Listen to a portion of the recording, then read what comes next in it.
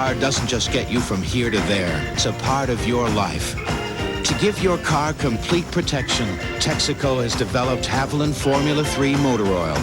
With not one, but 3 kinds of protection against heat stress, starting friction, and engine dirt. Haviland Formula 3. Add more life to your car. Guess who just got back today? Them wild-eyed boys that had been away. The boys are back in town, boys are back in town. The Miller Genuine Draft Rusty Wallace stock car is back in town. So you better hold on. Spread the word around. Guess who's back in town? Folks in these parts think Tom Lawton is the best thing to ever turn a wrench. But back east, they'll put their money down on the guys at McClellan's. It seems in every town there's always one place that does a little bit better job fixing your car. And it seems the things they all have in common are great mechanics, great service, and Napa parts. Look for the sign of quality car repair. Napa. TNN's exclusive live coverage of the Peak Antifreeze 500 is brought to you by Napa, because there are no unimportant parts. 218 laps complete here. Bill Elliott running out front. There's Richard Petty running in 23rd position in his final Dover appearance, chasing Dave Marcus. Those cars 3 laps back after a caution for Jeff Purvis scattered the field. Some had made pit stops, some had not. We've had 4 caution flags. The first at lap 15, Ken Schrader spun up in turn 2. Lap 43, Jeff Purvis spun in 2. Lap 94, Alan Kulwicki made an attempt at knocking a wall down up in turn 3. And lap 4, Jeff Purvis took a big whack at it up in turn 4. Those have been the 4 caution flags. Carl from Illinois writes in, how many cars are hooked up to computers? Well, none of them now. NASCAR doesn't allow any onboard telemetry. Occasionally you'll see it in the telecast, but they're not allowed to relay any information from the cars back to the pits except by the two-way radio and hand signals. They use it all the time in testing purposes and during practice, but it's illegal to put them in the car during the race. I have 2 questions about tires. First off, what do they cost? And also, how many tires are you allowed to mount up and put behind the wall? You can mount all you please, but it's about $1,100 a set. So, and we noticed there's about 9 sets in each one of the top contenders here. So set on the car, you're talking about 10 sets. The best way to figure, you got to run 5th to pay the tire bill. Wow. Here are a couple of guys running in a battle for 8th position. Earnhardt and Darrell Waltrip. 1 lap down. Let's give you a Napa field standing update as we close in on the halfway point. Brought to you by Napa, because there are no unimportant parts. Those 4 cars are on the lead lap. These cars are 1 lap down. All these cars are showing you now running just 1 lap back. Schrader still out there, still in the car.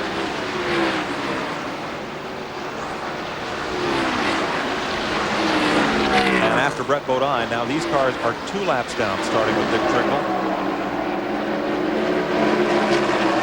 And back to Jimmy Hensley. Now cars on the field roll 3 laps down. Hamilton and Colton. Dave Marcus.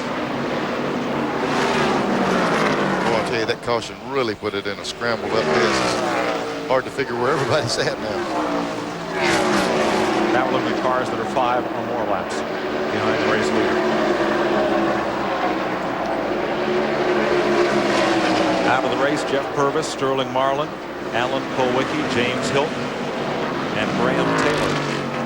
Mike Potter was in the garage area, but has come back out many laps behind. Looks like Darrell's closing in on Earnhardt just a bit, little by little.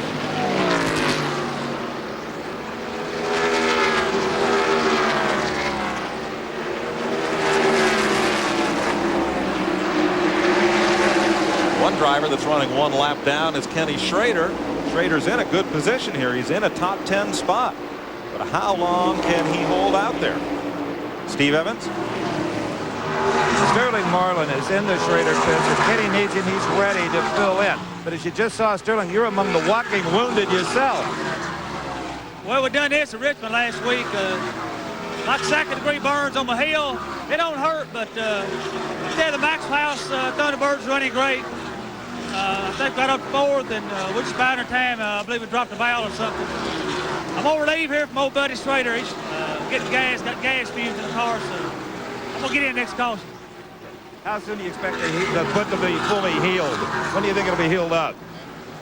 It'll probably take a couple of weeks. I went to Dr. Tuesday with it, and he's second, third-degree burns on it. I just ramp it up, and one of the boys in the crew fixed it up for me. Put the padding on the heel, and it never bothered me all day. Hey, whatever works, you know. Mike? Thanks, Steve.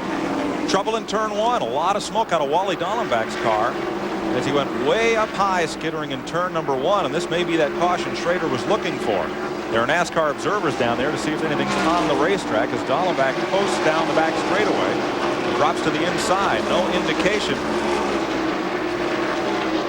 And it looks like we're going to stay green here. Tense moment up there for Wally Dallenbach, but he'll bring the Keystone Mirror car to pit road and we'll stay green as Bill Elliott pulls up on the back bumper of Brett Bodine. Bodine is in 15th position, one lap down. Hut Strickland. Boy, while that was going on, Mike, I was watching that pitch. You see Tony, he's the crew chief for the 4 car. He stepped over. He was just over about 5 foot to the right, just really getting in the face of the inspector. He's wanting that caution because his car will get a lap back. He's jumped over that wall. They better get that other foot back. The inspector will be talking to that driver for him. But they're really needing a caution, and they're trying their best to get him to throw that caution flag. Kind of like an appeal to the third base umpire. Didn't work. Same results, too. Right. Rick Mast and Ricky Rudd here. Mast in 25th spot, 4 laps back, while Rudd is among that group of cars 1 lap down in 12th. They got together a little bit in the back straightaway a lap ago. Second and third place here, Gant and Martin. Mike, that's pretty amazing. And buddy, you know yourself, here's a guy that's lost a cylinder. Steve Mill was kind of prophesying what's going to happen. He said, you know, they'll get away from us on new tires, but as soon as the tires get hot, we'll be able to gain back on them. They're down on power, and here comes the 6, reeling Gant in. He's on 7 cylinders and still gaining, run right up in front of the race. And they're coming up on quite a group of cars. Jeff Bodine, Davey Allison, just ahead. Moving past Hut Strickland there. We're just 18 laps from halfway here at Dover Downs. I'll tell you what's got me concerned. This has probably got Gant's game strategy all out of whack. That caution. Yeah. He was back there in 15th, 16th, 17th, and this crazy caution thing happened. He's second. They're going to regroup and figure out what to do. I don't think he minds. Bill Elliott is the race leader at 233 laps. Harry Gant, Mark Martin, and Ernie Irvan on the lead lap. Oil. It's the lifeblood of your engine. That makes your oil filter your engine's most vital organ. That's why Fram keeps going the extra mile to make the best protection even better. The Fram Extra Guard oil filter. Unique glass fiber paper stops more dirt than any other filter for the best protection ever. Fram Extra Guard. American or import, it's an extra lease on life. The American Society for Testing and Materials set a new technical standard for antifreeze used to protect heavy-duty truck engines against boiling, freeze-ups, and corrosion. Only one of the 3 best-selling antifreeze brands made for cars meets that standard. It's the patented car antifreeze that can also keep heavy-duty engines running at their peak. Protect your engine from freeze-ups and boilovers. Remember the heavy-duty standard. Don't stop short of the peak. Your first big snow, Joey. Here he comes. Joey doesn't care that inside is the world's most energy-efficient furnace. Here he comes. Here he comes. Or that Carrier can save up to 40% annually on heating. Look at him. He loves you. All he cares about is how warm and comfy Carrier keeps it inside. Hey, come on. Joe? If you care about energy efficiency and saving money, call your Carrier dealer. Turn the knob, Joey. Carrier, we're the inside guys.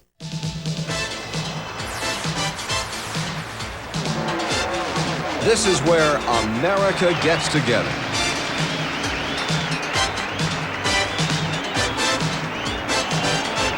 Every weekend throughout America, there is great NASCAR racing. I wouldn't be anywhere else.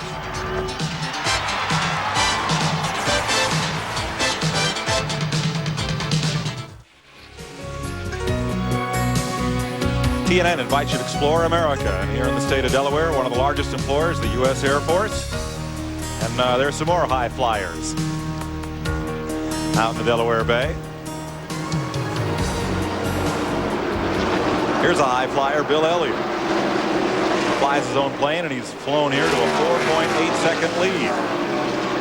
Flying that bird, that T-bird. Elliott's the point leader. He's running first. Davey Allison is 134 points back. He's running sixth. Alan Kulwicki is 164 points back and way back after falling out of this race here today. Harry Gant, Mark Martin, both poised to move up in the point parade. This passes notes and the 25 car is going to be in 2 laps.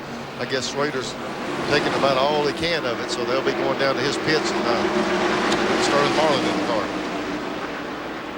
That's not a great break for Sterling Marlin, by the way, to have to finish a race in a car that's giving Kenny Schrader a hard time, believe me. Now, Schrader's tough as they come, and when he climbs out, there's a problem. You know, that's the thing about Dover. There's no tunnel from the infield to outside the track, so when you fall out of the race, you can't leave. You can't escape. That's right. There's quite a pool of available drivers for relief duty. Here comes Schrader. If they do like they say, Mike, he's coming in, and boy, of all times, you know, they probably would be nice if they could do it on a caution, because if he comes in, he's going to lose a lot of time changing drivers. There's Sterling.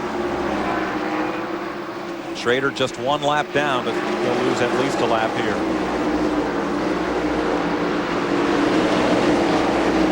Well, you know, you'll go as far as you think you can go, and you say, well, I can make it a little bit more. And then that fumes in that thing get you kind of woozy, and you come off the corner, and you really don't even realize where you're at on the racetrack. So if it's getting where it's questionable to him, he'll be coming in. I noticed something else. Sterling's got a helmet on with the air intake on the side. I hope that Kenny's got his on, but because if he don't, that little tube don't give you much air up under that helmet. That's that Parker pumper system. Yeah. The cold air box. I'm told that the crew has been radioing Schrader repeatedly to pit, telling him to pit. He says, won't come in. Well, like I'd have told you, if it was his choice, he wasn't coming in. He knows that if he can do it on a caution, he'll keep that car in contention. It's going to take a lot to make him come in. He'll faint in that seat before he gives up. Pit board's been out for him for some time now, but you notice he's running erratic lines and all. It might be a better thing if he went ahead, bit the bullet, and brought the car in. You can actually, and you might see it happen, the crew can actually call the flag stand and say, hey, how about black flagging our guy and getting him in here? That's your last alternative to get the driver in. And you know, this has been one of his better racetracks. First time he ever came here, he finished 10th. Won here in the spring race last year. Has 7 top 10 finishes here in 15 starts.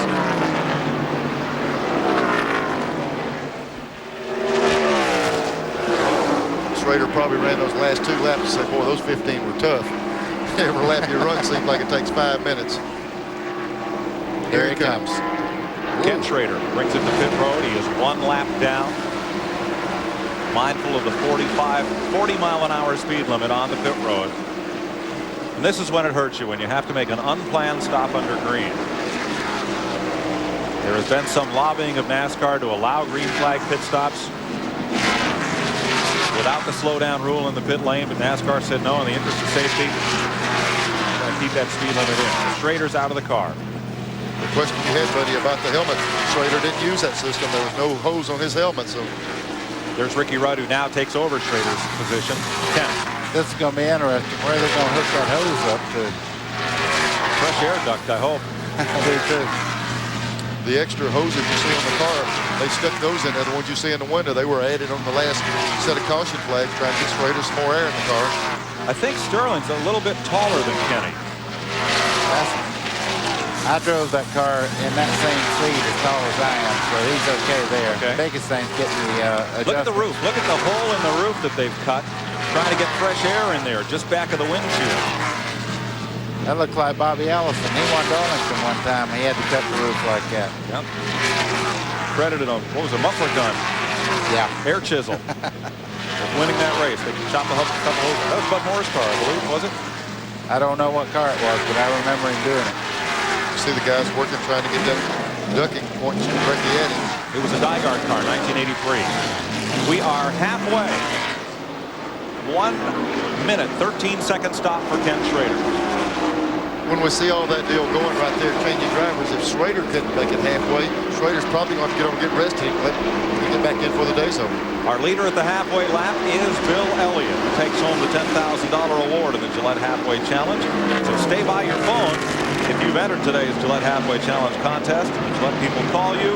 You can correctly identify Bill Elliott as the winner of the Gillette Halfway Challenge. You'll win a Chevrolet Lumina Z34. Well, it's been a $10,000 day for Bill Elliott. It's Glenn Jarrett tracking Kenny Schrader, who looks like he may get a little bit of attention before we get a word with him. Yeah, they're going to take him down the infield hospital, cool him down, give him a little bit of oxygen. Glenn? Well, Mike, Ken Schrader is on his way to the infield care center. He took some oxygen on in the pits there. He is very woozy. I asked him if he was okay. He shook his head. He said he just didn't feel good at all. So we'll try to get a word with him as soon as he comes out of there. But he needs some attention right now. Good thing for him that he is walking on his own power. He's just got a lot of gas in him right now. He needs to get cleared out. Voiceover only. Schrader dropped 15 positions and 3 laps, making the driver change to Sterling Marlin. We said Bill Elliott's already had a $10,000 day on our 800 line. A gentleman called in and asked what kind of a weekend Alan Kulwicki's had, what kind of dent that put in his pocketbook. He's the owner of those 2 cars that crashed. Could be $40,000, $50,000. Yeah, you could hear it in his voice when you interviewed him. I mean, that guy is really down a little bit right now. This place has been tough on him this year. You know, the cars cost say $40,000 or $45,000, but the damage, like we saw in Kulwicki's car, having to put a snout on it, caution flag just came out. And Morgan Shepherd passed Elliott to unlap himself as they were going for the caution. Pace car will pick up the field here. I know the 4 car is happy. He's been wanting that lap back and driving his heart out to stay ahead. This will bring him right back into contention. Really don't see anything, Mike. It might be debris on the track or something. Boy, Schrader and his guys just missed it by 4 or 5 laps on getting to make that change.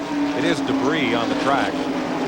There's a joke about the French driver Jacques Debris bringing out the caution, but or Neil Bonet, I think I heard once. But now they've taken that joke one further, and down in the garage here, they call a debris flag a French caution flag. Yeah. Debris. 255 laps. It's the 5th caution flag of the day. I guarantee you, these drivers are glad to see these cautions too. This racetrack, you deserve a break every now and then. Bill Elliott is the leader. After the run that Ford Motor Company had the start of the season, amazingly, a Ford has not won a Winston Cup race since Davey Allison won at Michigan in June. 3 months since the Blue Oval's been in Victory Lane. This place catering to the Fords as well as it does suits their cars. This is their best shot right now. Pit stops. Boy, they don't have any trouble getting a pit place to work. Only the cars in the lead lap can stop right now. There's what, 3 or 4 cars on pit road. Got 5, but Morgan Shepherd was the 5th place car. He got that lap back, and like Mike said, he beat Elliott to the line, so just 5 of them on the lead lap. We should explain on that last restart, there were cars in front of the race leaders that were still on the lead lap. What happened? Those cars ended up on the tail end of the lead lap. They've made pit stops. Well, when the leader comes in and pits, he's got to go to the back of the line, and that leaves cars between him and the pace car. That's why it looks so jumbled up on the restart. Yeah, they're like 7/8 of a mile behind. Yeah. A little excitement there. Harry Gant's crew beat Bill Elliott's crew through the pit stop then, put him in the lead. And Ernie Irvin back on the lead lap as well, or still on the lead lap and right up there with the leaders. Steve? Well, Andy, great pit work. Put you in the lead, as a matter of fact. That's good. I didn't see that, but yeah, we got a good break here today when that caution came out. Hopefully we can capitalize on it. I'm sure you're not complaining, but this is really earlier than usual for Harry to be in front at Dover. Well, you know, we got behind early too. You know, I felt like we weren't going to get back up to the front, and we probably wouldn't without that break. Again, great stop. Thank you. 257 laps complete. We're under caution. First race here at Dover some 24 years ago. Richard Petty beat Sonny Hutchins and James Hilton July 6th, 1969. Bill Elliott continues among the front three, and we asked his crew chief Tim Brewer how you're set up for Bill compared to other just drivers. Depending on characteristics of racing tires. You know, back a few years ago when we ran the bias tires here, Cale would want something different from Darrell. Darrell wanted something different from Terry. Terry wanted something different from Jeff. Now Bill wants something different from everybody. So it's dictated by really the tire combination that Goodyear comes with. Mark and my relationship goes way past business. I'm sure in a previous life he and I were twin brothers. Throughout the race, the driver and crew chief communicate. The driver complains about the car or brags about the car. It's the crew chief's job on pit stops to make whatever fixes he can to help the driver's predicament. Everyone has about the same access to equipment and technology, but the people who rub on it the most and think the most of it and think about it the most will end up winning the race.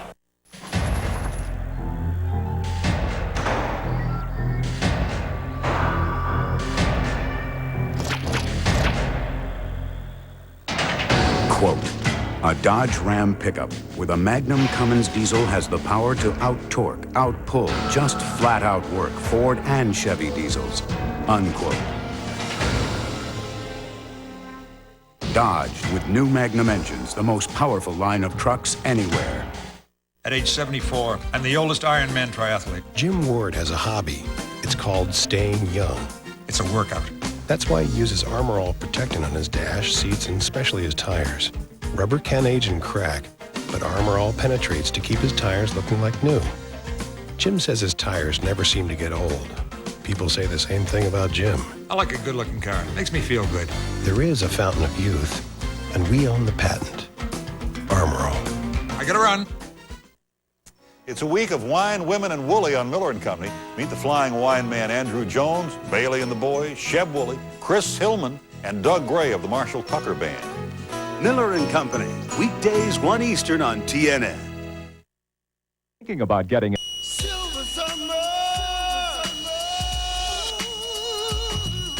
silver time, silver line girl in the silver suit looks so fine, silver bottom, silver top, silver fish, silver wish come from here, right from here. Ooh, and it tastes so good. Good life is alright here now. Good life is alright here now. Do-it-yourself vinyl siding can be as easy as this, or as hard as this. If you'd rather have easy, come to Swift. You can save as much as 60%, and we'll show you exactly how to do it step by step, even around the corners. We have a huge selection of colors and trim. So do it yourself the easy way or the hard way. For the easy way, come to Swift in Norfolk Industrial Park. 259 laps complete here at Dover Downs. I'm Mike Joy with Neil Bonnet and Buddy Baker topside. Glenn Jarrett, Steve Evans on pit road. The debris on the track was a pair of pliers down in turn number 1. Now, I know that didn't come rolling down out of the grandstand. Something a mechanic left in a car during some of the preparations for this race. I guess old Jock Debris dropped it when he was out there working on one of them. Jock is giving us a lot of fits today. I'm thinking of a joke here, but I better not. We're getting ready to go back to racing. Morgan Shepherd's got Jeff Bodin's got a real shot at making his lap up here. He's on the inside. And we're back to green. Harry Gant leads him down. He had the fastest pit stop. Bill Elliott. Ernie Irvin right up there in third place now. Remember, he was on the tail end of the lead lap, came all the way around. Bodin's going to hold him off for the moment. Now Gant gets that good run up off the corner. Jeff Bodin's going to dive it in there hard once more. There's Earnhardt right with him. Oh, man, here we go. And here comes the whole field. Jeff Bodin got that thing down to the inside of the racetrack, and amazingly, everybody gets through. Now, did the leader get the caution flag? He did, and Irvin beat him back to the line. I mean, Earnhardt, rather.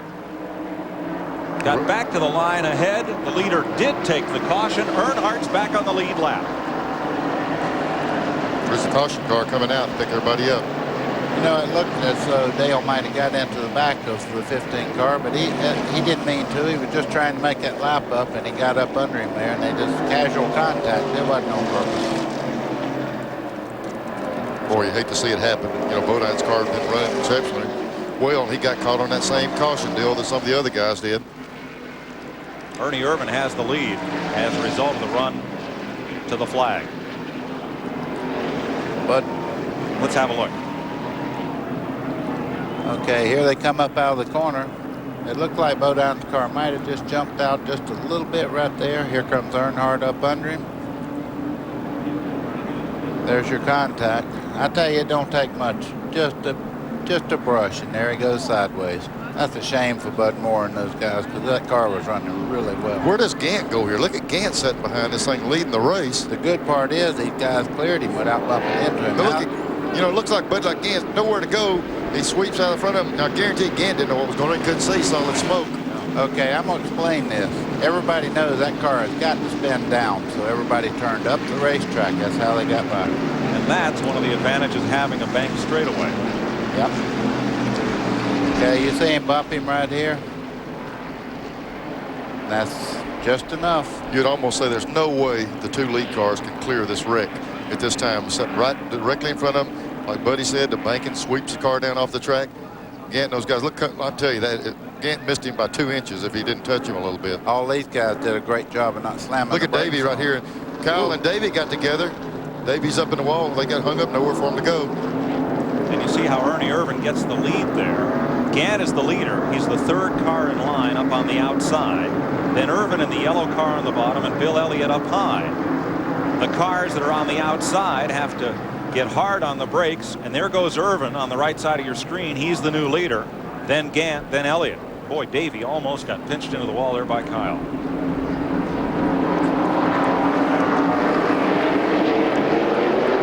There they are looking inside the car here, trying to figure where to go. Got all tangled up coming off that corner.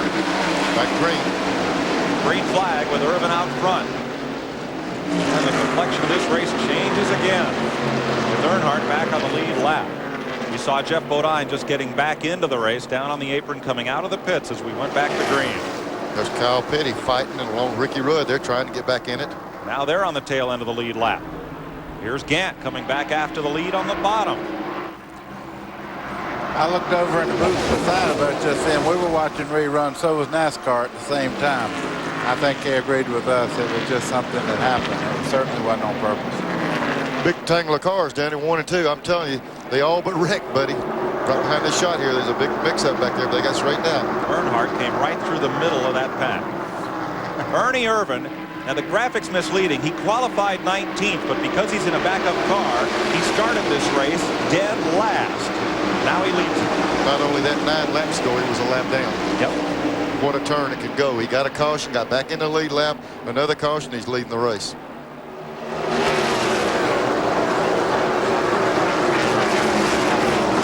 Kyle Petty and Ricky Rudd right on the tail end of the lead lap now. That would put 7 cars on the lead lap if they can stay out in front of Ernie Irvan.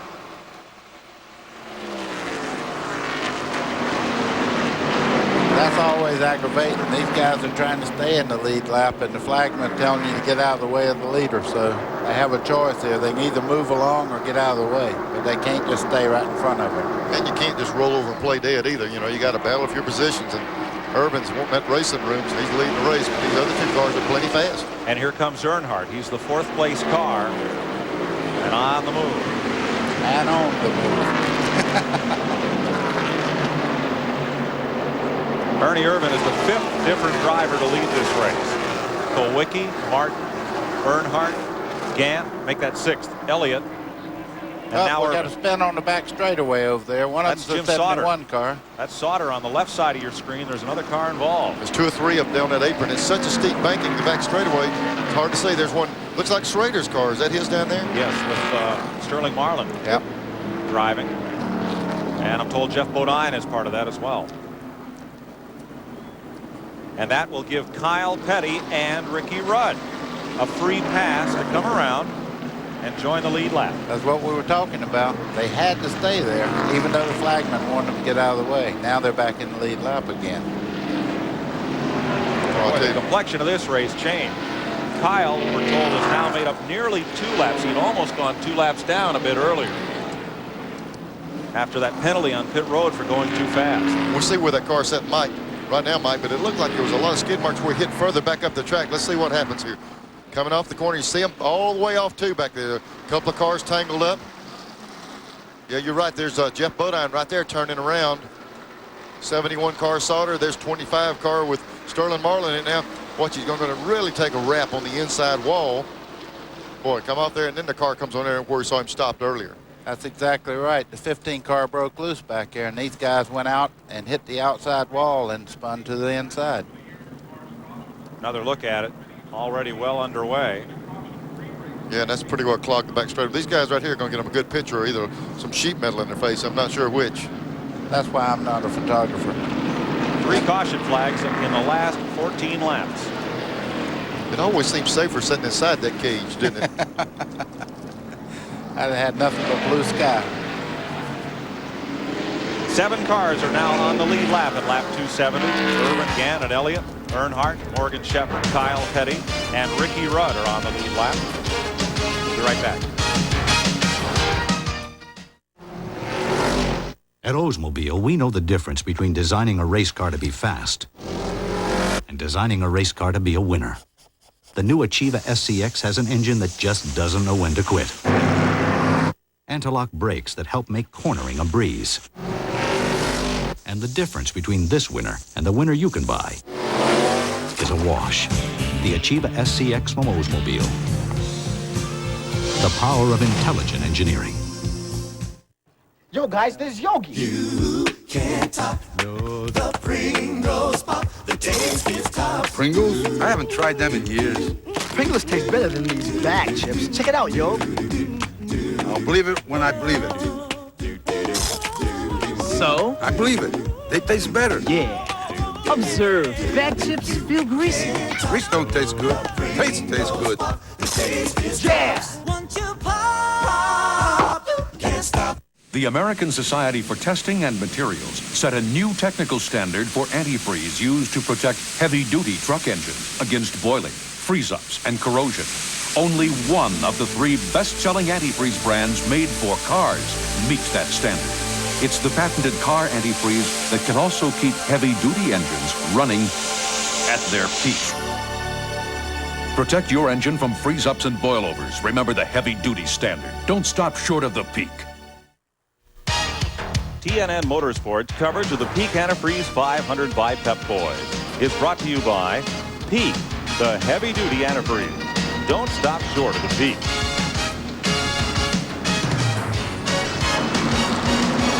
Says if God was a stock car driver, his name would be Earnhardt.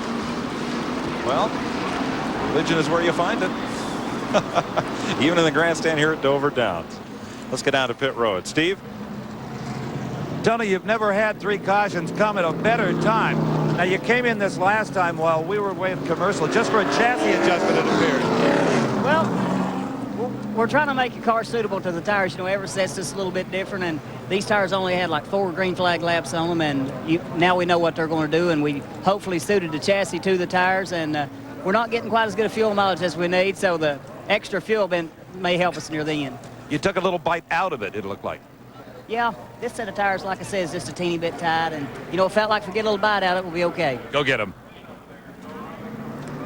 Mike, you know, we hear that all the time, buddy. Everybody's always saying all the tires are just alike, just like we've been to the radios, and it never changes. But still, what he's talking about is that little bit of difference.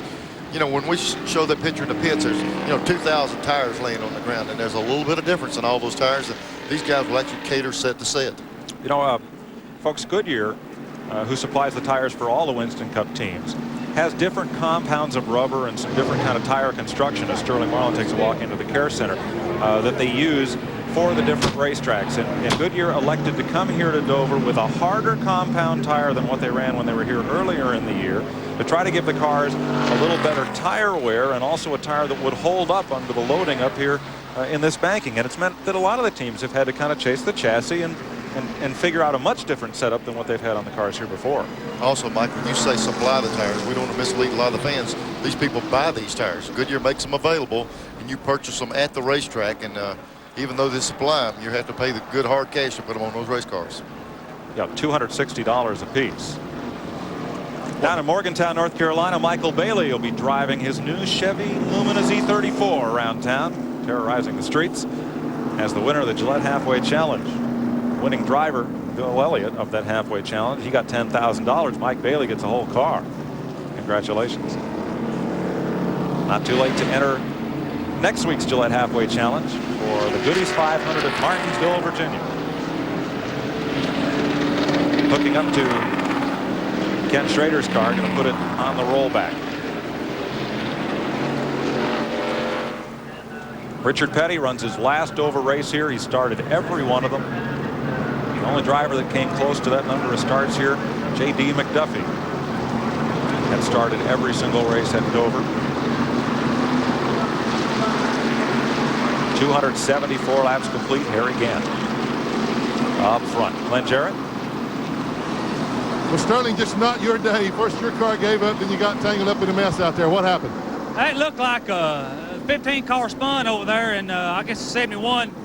I was right behind him, and I seen him spin one high, and the 71 cut up to miss 15, and turned Kenny's car to the wall, and man, I hate it for him. I was wanting to run. Kenny's give out in there, and he said, "I guess I don't owe you much. You didn't run too long, but I hate to tore the car up, and we'll get him next week." Okay, better luck next time. Ken Schrader was 14th in points coming into this race. Sterling Marlin was 16th in points coming into this event. Bill Elliott owns a lead of 134 points over Davey Allison. Let's go to Steve Evans. All right, I got my $1.98 calculator out here, and that $10,000 Bill Elliott earned here today made him only the second driver to top $12 million in Winston Cup earnings. I don't have to tell you guys up there who the #1 money earner is, and there's a big gap between he and Elliott, about $3 million. Of course, if Dale Earnhardt had all that money, the way they pay now, that's a half a season. Yeah. Buddy, you were talking before the top of the show about your dad. Won the championship, won a bunch of races, and you look back at the purses they won back then, it's unbelievable what it's gone to, isn't it? Yeah, but that back end, $1 was $1 too. That has a lot to do with it. Also, folks, when we talk about Harry Gant, we all love him up here in the booth, and he's certainly not an old man. He's a lot younger than a bunch of people out there, believe me. Yeah, we got one of the calls wanting us to quit calling Harry Gant old man. When you call anybody on this racetrack, it's respect. It's nothing detrimental meant by anything we say about it. Well, they call Nolan Ryan the old man. They call Jimmy Connors the old man. They're kids compared to Harry Gant. Gant has laughed about it all the way to the bank. You bet. Several times lately. We're getting set to go back to green after this 7th caution period of the afternoon. 6 different drivers have led this race. Let's check with Glenn Jarrett real quick. Ken Schrader has been released from the infield care center. Ken, first thing, are you okay?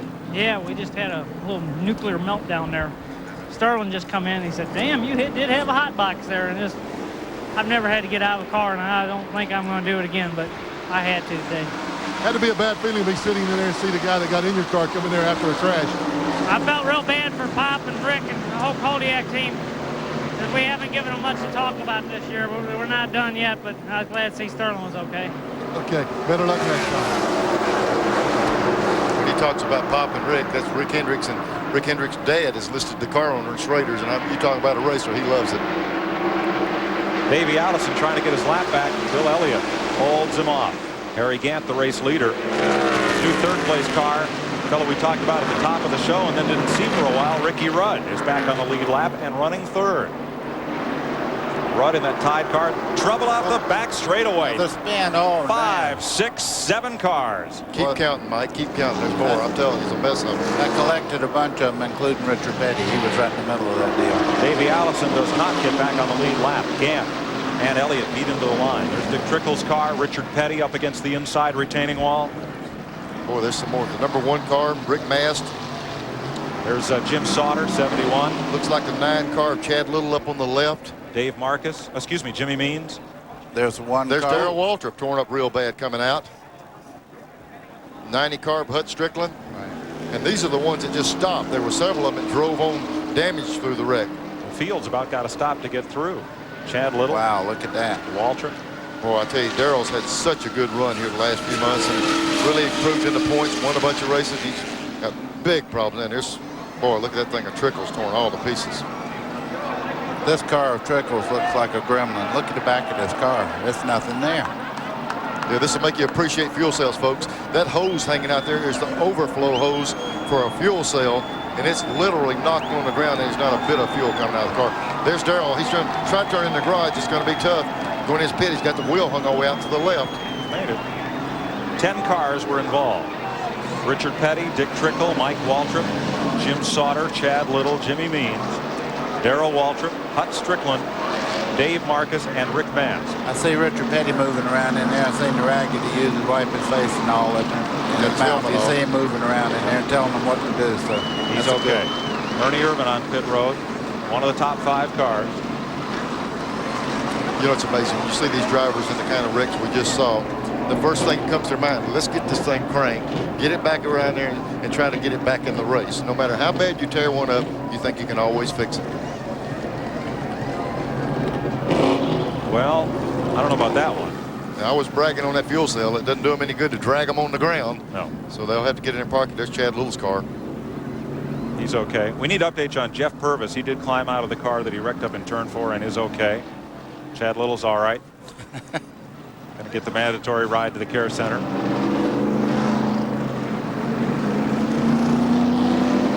Here's Glenn Jarrett. Well, here's Rick Masters brought his car to the garage area. Rick, can you tell us what happened out there?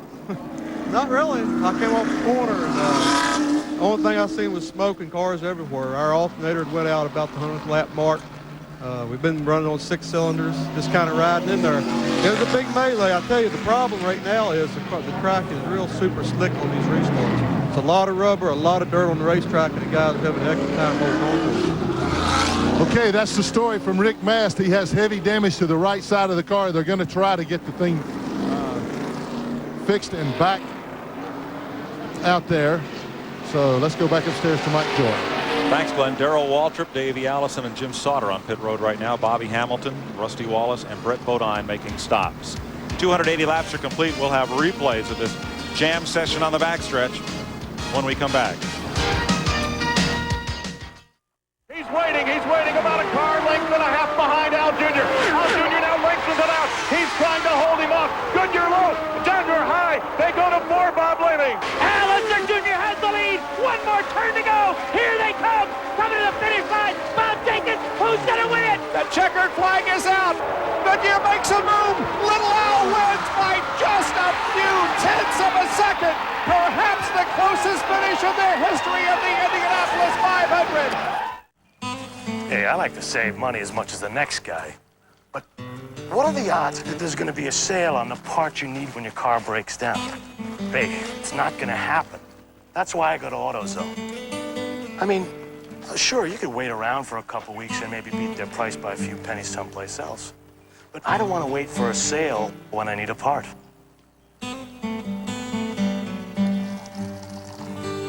Now, what more could you ask for? I don't need some fancy aftershave to tell me I'm a man. And I don't need some expensive cologne to make time with the ladies. I use Skin Bracer. It smells great. It also cools my skin, tones it up, and takes care of it after a good close shave. I don't need anything more. Confidence is very sexy, don't you think? Skin Bracer Aftershave, more than a great scent. By Menon. Coming up tonight on Race Day, we'll have all the highlights from today's ARCA race as well as the latest stop on the NHRA Nationals Trail, plus all the action from last night and around the country, along with today's exciting Winston Cup race highlights. If it happened this weekend in motorsports, you'll see it tonight on Race Day. Race Day, 2nd edition, 8:30 p.m. Eastern today on TNN Motorsports.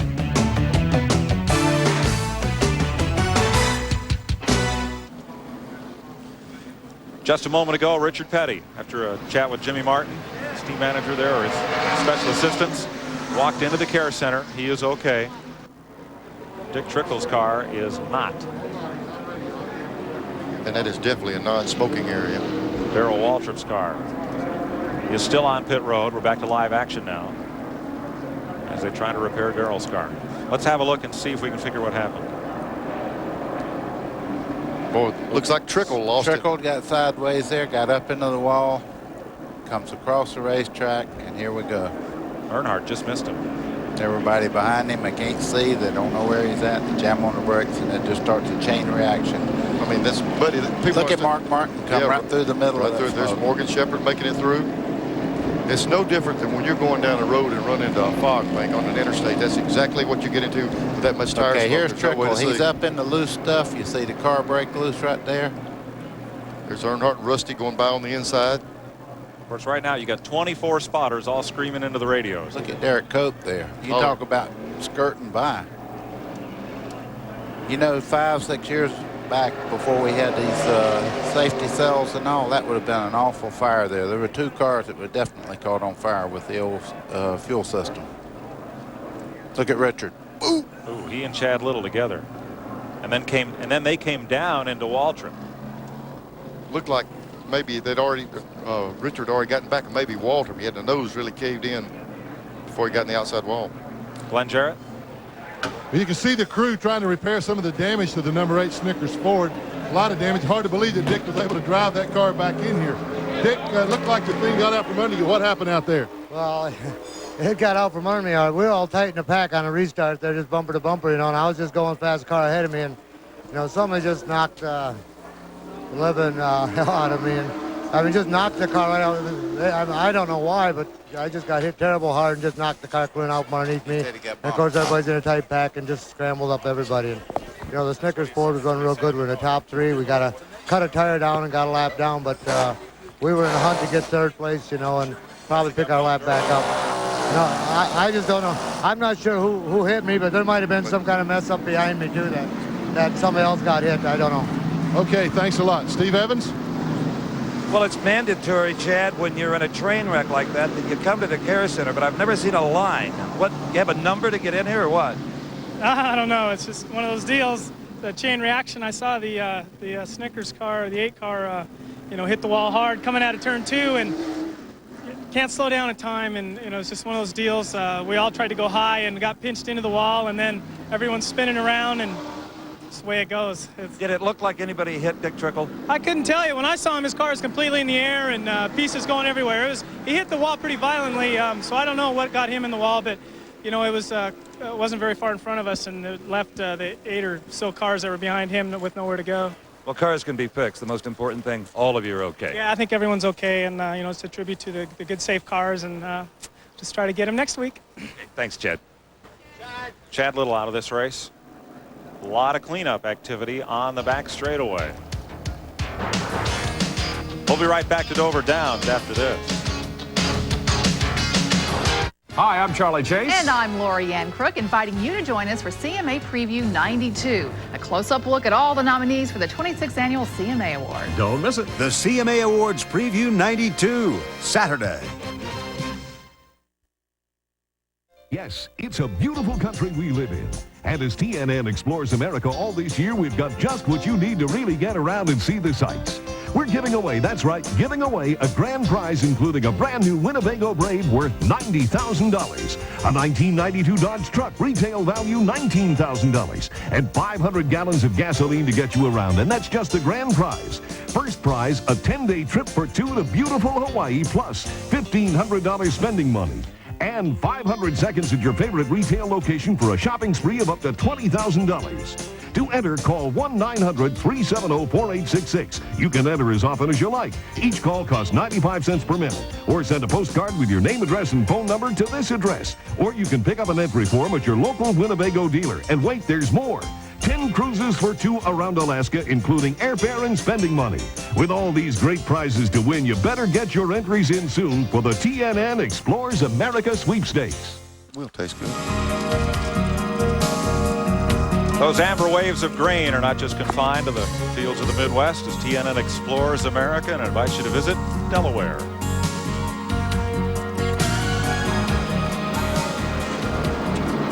Largest crowd for a sporting event, single sporting event in Delaware history. In fact, this race has held that record for many, many years, and as they keep adding seats, keeps increasing it.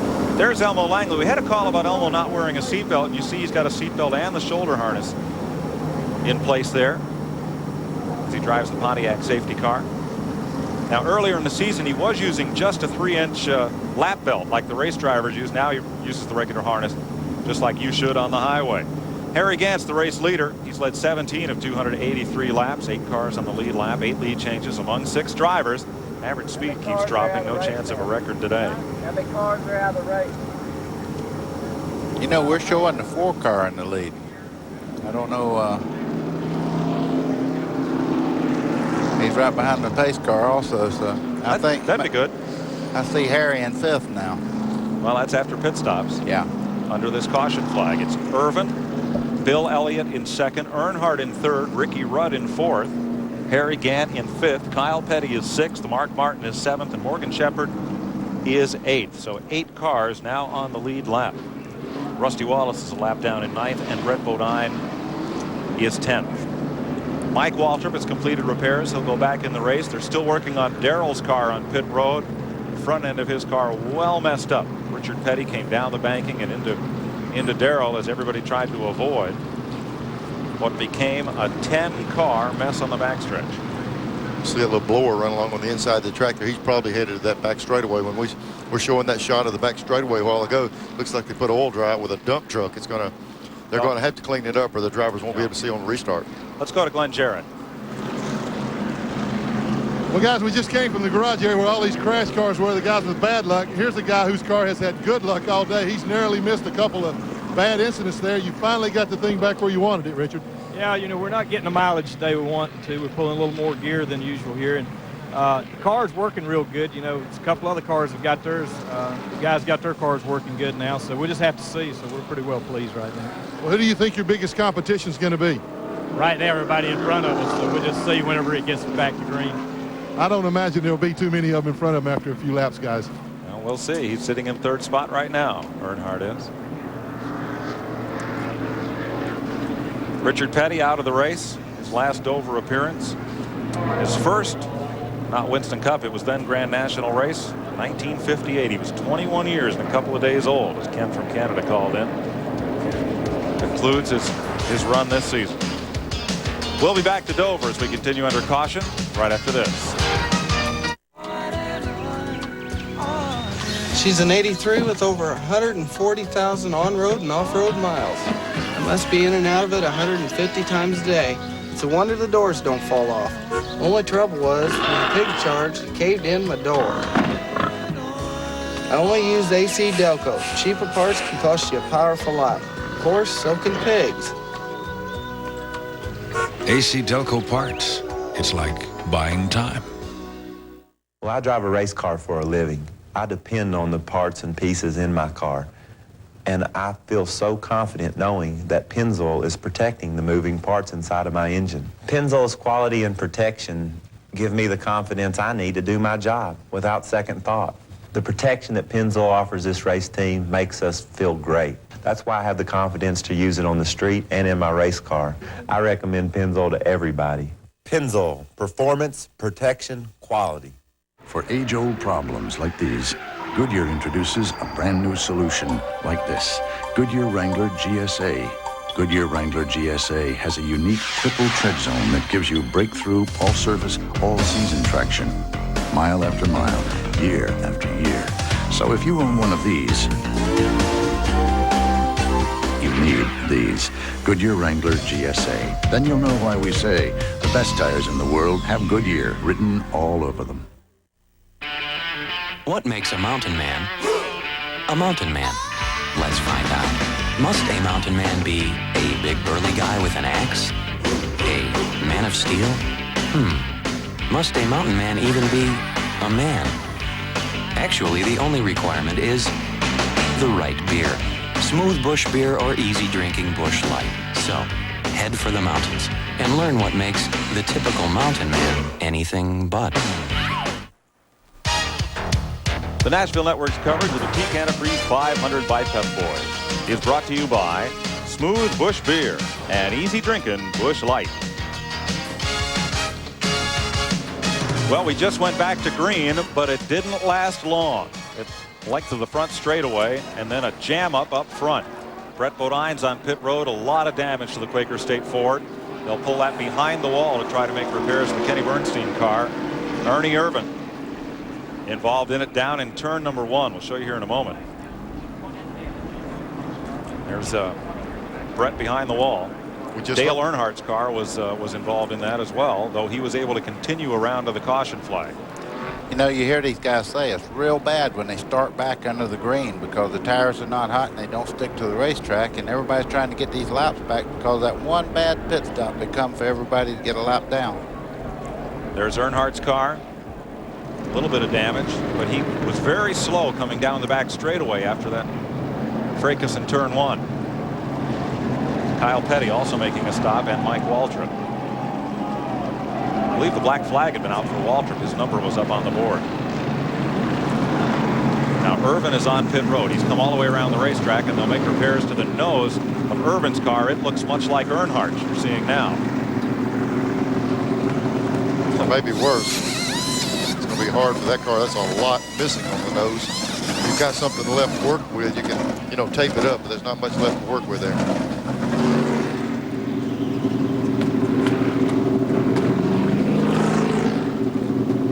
Let's show you what happened down in turn 1 as they took the restart just 3 laps ago. Okay, here we go. They're about 3 abreast going in there. I say Rusty Wallace down under. They have contact there. That's Brett Bodine. To Brett Bodine, and Brett Bodine hits the 4 car. Brett Bodine was kind of squeezed there in the middle. Maybe we can see that again and get a look on whether perhaps Wallace carried Bodine up, whether he was just up there, or whether Irvin was coming down. That's what happened. He just went in under him, and there wasn't room there, and the 2 of them made a little contact. He tried to move over, and he caught him. Also, let's look for Earnhardt. There he is. See what happened to his car. Davey Allison under Earnhardt. Car's coming down off the track. Okay, it looks like Davey Allison's following Earnhardt. There's Earnhardt on the bottom. Yeah, and that's Davey what he did. He got into the 2 car right there. What goes up must come down. Yep. Down the banking. Davey went back up to the right and missed the wreck. He's dodged a couple today. Here's how Davey saw it. Well, there's Earnhardt just up you'll into see his smoke right. before you see the actual deal there. Here we go.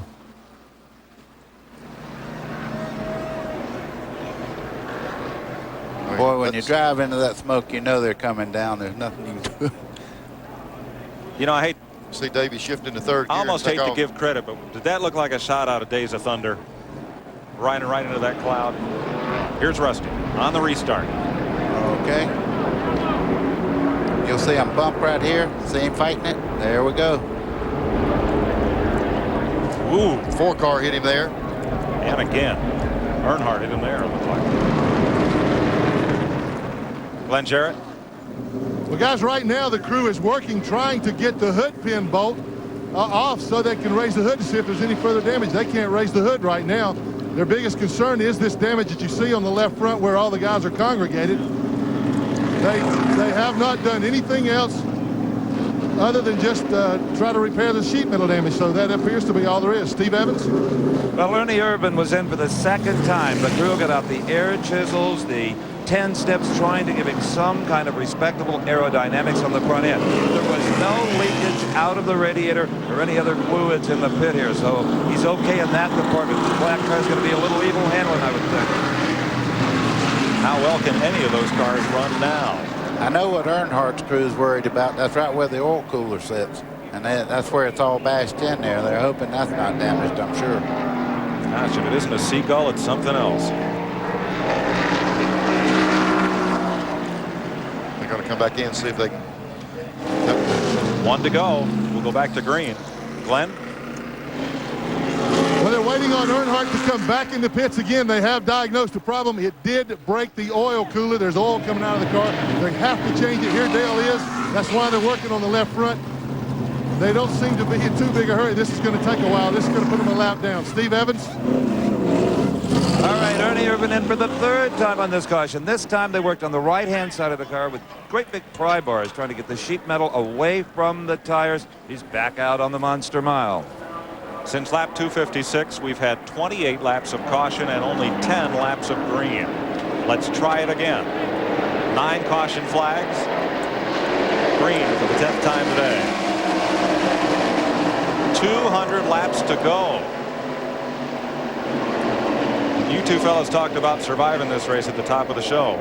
That has been the story. I'm telling you. And right now these guys are holding their breath because the last couple of restarts has been really exciting. This one is a lot more sedate, if you will. Bill Elliott jumps out with the lead. Davey Allison 1 lap down, trying to get his lap back. He's the 9th place car. Earnhardt's car sits on pit road as the race goes on. I doubt Bill will want to give up that spot, even though he does have a lap ahead of him. These guys are fighting for the national title, so that car is going to be pretty wide to get by, wouldn't you think, Neil? Yeah, he'd like to keep Davey a lap down. There's so many numbers in between him right now.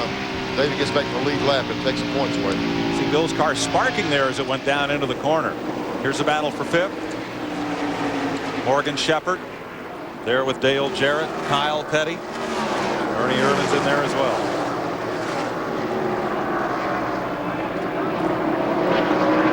Darrell Waltrip completed an 18-minute 40-second pit stop. Now 12 laps down, but he's back in the race. What's amazing about that, Mike, in 18 minutes they totally rebuilt the race car. That thing was torn all to pieces. Still in the hunt, running 22nd. Davey still trying that lap back, get down the inside of Bill. I tell you, he may have a messed up hand, but he's driving the wheels off his race car. You'd never know that's an injured man in that car.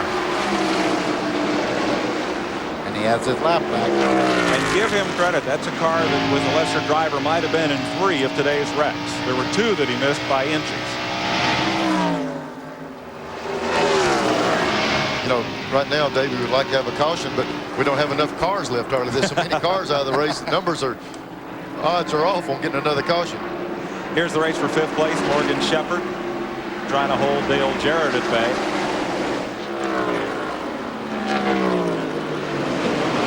I believe we're seeing a little more give and take here than we think just a little bit earlier. I think these guys say, well, we just want to finish now. We're going to move up in the points, all of them. Let's go down toward Brett Bodine's car. Steve Evans.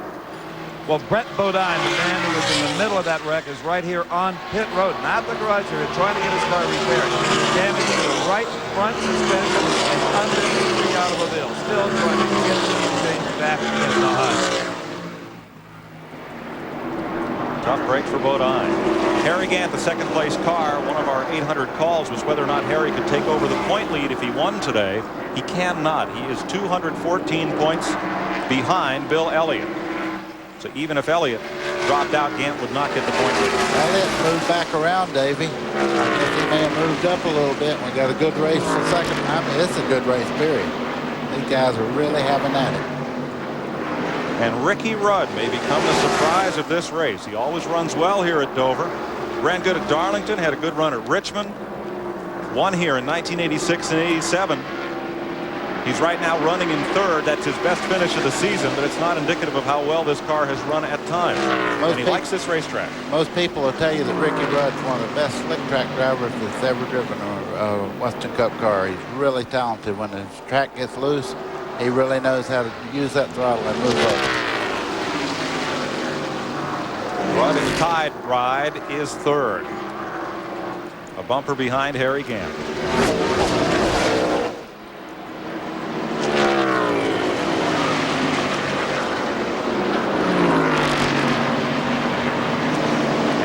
Looking for 2nd. Back straightaway. Draws a bead on Gant. And takes 2nd place. You know, this is like a home track for Ricky. He's right from Norfolk right down the road here.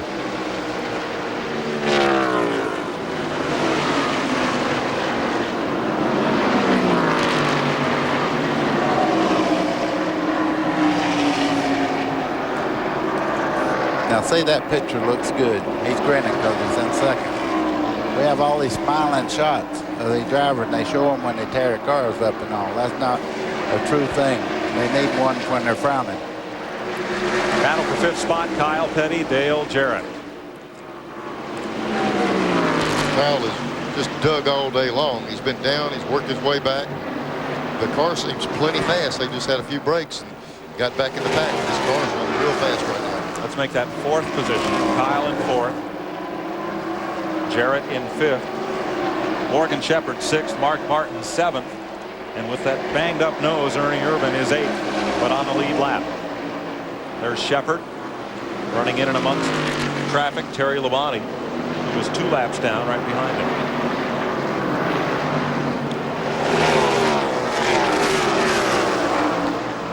There's Irvin's car, and you see the banged up nose. What's the effect of that at these speeds?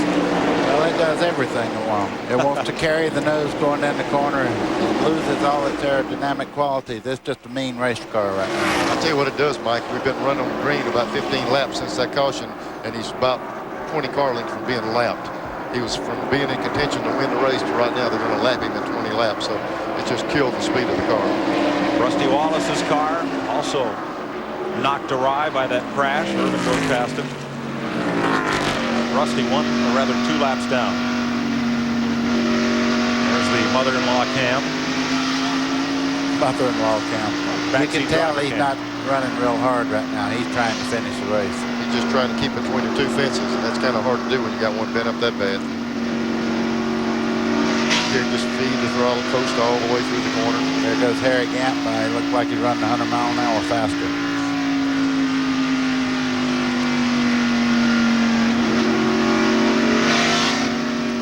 Back up front, Davey Allison's closed it right up on Bill Elliott. Davey's in 9th place, 1 lap down. And the 10th place battle has the 55 of Ted Musgrave just ahead of Terry Labonte. Speaking of Ted Musgrave, I think everybody agrees he's one of the next stars in this division here. He's got a good head about him. You notice he never gets in trouble, and he runs pretty hard. One of the best chassis men among the drivers in the garage. Used to design his own suspension systems for the cars he raced on the short tracks. Davey Allison trying to get his lap back from Bill Elliott. And we're told Ricky Rudd is closing in on that duo. Elliott has not won since the 5th race of the season. Greg Fielden dug deep into his volume set of 40 years of stock car racing and found that no driver has won the Winston Cup championship without winning a race after the 5th event of the season since Bill Rexford, who did it in 1950. 5th race of the year was the last victory for Rexford. He went on to win the series championship. Nobody's done anything like that since. Glad Greg brought that up. I was just fixing to mention that. Sure, Neil. I can't remember who won 2 weeks ago.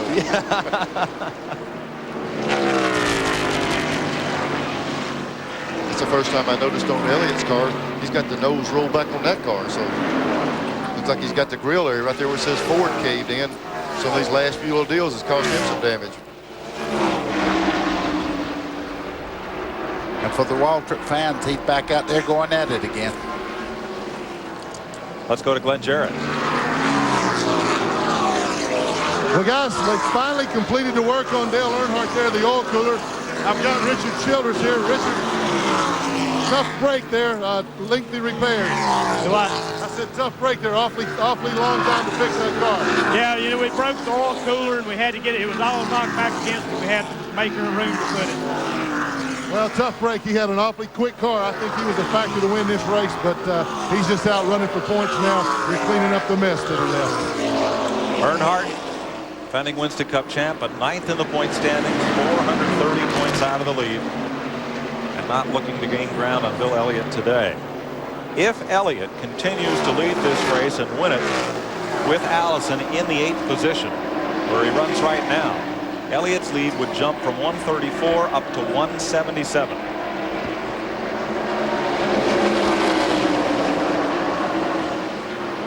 We're showing Dale Earnhardt 22 laps behind.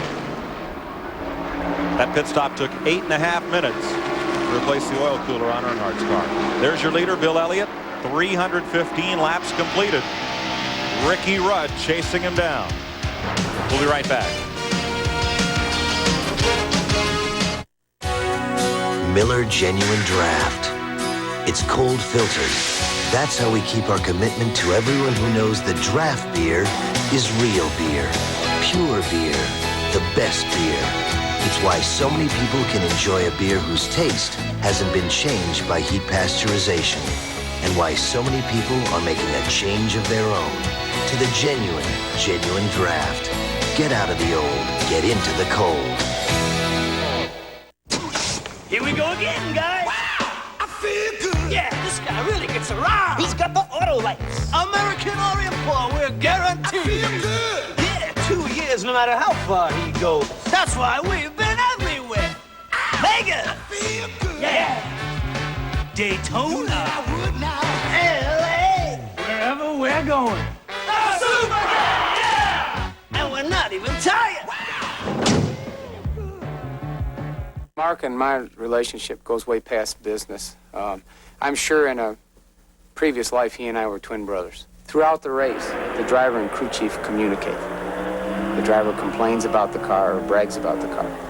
It's the crew chief's job on pit stops to make whatever fixes he can to help the driver's predicament. Everyone has about the same access to equipment and technology, but the people who rub on it the most and think the most of it and think about it the most will end up winning the race.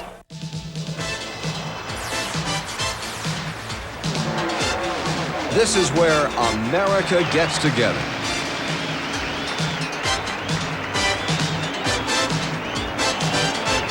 Every weekend throughout America, there is great NASCAR racing.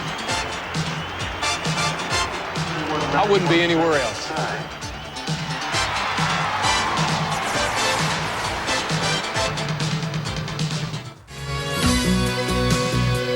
TNN invites you to explore America, and here in Delaware, down at Rehoboth Beach, lots of nice scenery. Water's fine too. That hole looked like the one you drive off in down in turn number 1 here. Yep. Sometimes you don't think you can get out of there. Some guys haven't been able to today. Now there's Harry Gant. He's the 3rd place car. There's a look back to Kyle Petty in 4th. Kyle may be the quickest car on the racetrack right now. Glenn? Well, guys, one of the things that happens when your father's in the race with you and he falls out of the race, you get to use his tires. I'm in Kyle Petty's pit, but these are Richard Petty's tires. They brought them down here for Kyle to use. You can see it says right front 43. So Dad falls out.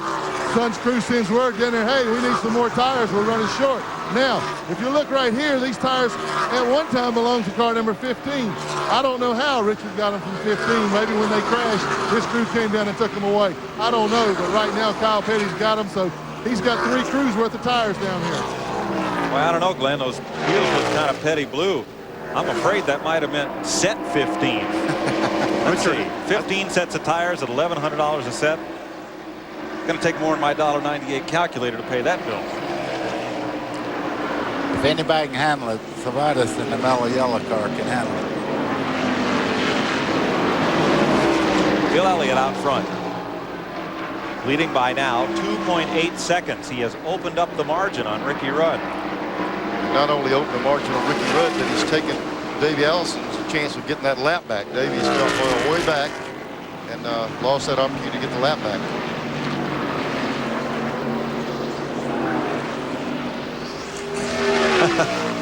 Looking at our 800 number question, Gene from South Carolina just asked the $64 million question. How did Gant and Elliott get better gas mileage? I think that's why Elmo had the tape out this morning checking cars. Yeah. But a lot of guys do work on mileage. You know, Darrell Walton does the same thing. Real smooth with the throttle and everything. So they certainly check the tanks every week. And now everybody has to run the same size fuel cell, and everybody runs the same gasoline. Union 76 or Unocal provides the gas for all the tracks. But the way the engine's configured, the gear you pull in the rear end, even the circumference of your tires, there's a lot of things to determine the way fuel you jet mileage. it, you know, you jet the car to run leaner. There's a lot of things you can do. Ricky Rudd riding in second. I say riding. He's been working hard to try to gain on Bill Elliott. The Trans-South 500, April of 1991, the last time Rudd visited victory lane. The one thing you always hear Tim Brewer say is that Bill Elliott's a great closer. When it comes to winning races, he knows how to win. And he's going to be tough to close in on, but if anybody can, Ricky will.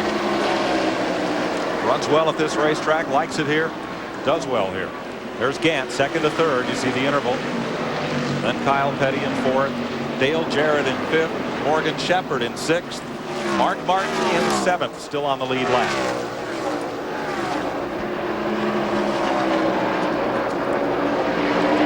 Well, we really got things strung out now. You have a big wreck like that, it really thins things out. The guys are racing. Here's Gant. Nobody around him. But, well, I say that in Rudd's up there, and it actually looks like he's closing on Rudd some. Yeah, but for Bill Elliott, it seems like the pack is closing. Now, here's a look at Kyle Petty, who's in fourth, trying to race down Harry Gant. And a lapped car or two between them as he pulls up on Hut Strickland, driving for Junie Donlevy, and they move past Jim Sauter down on the apron, whose car was damaged in that earlier wreck.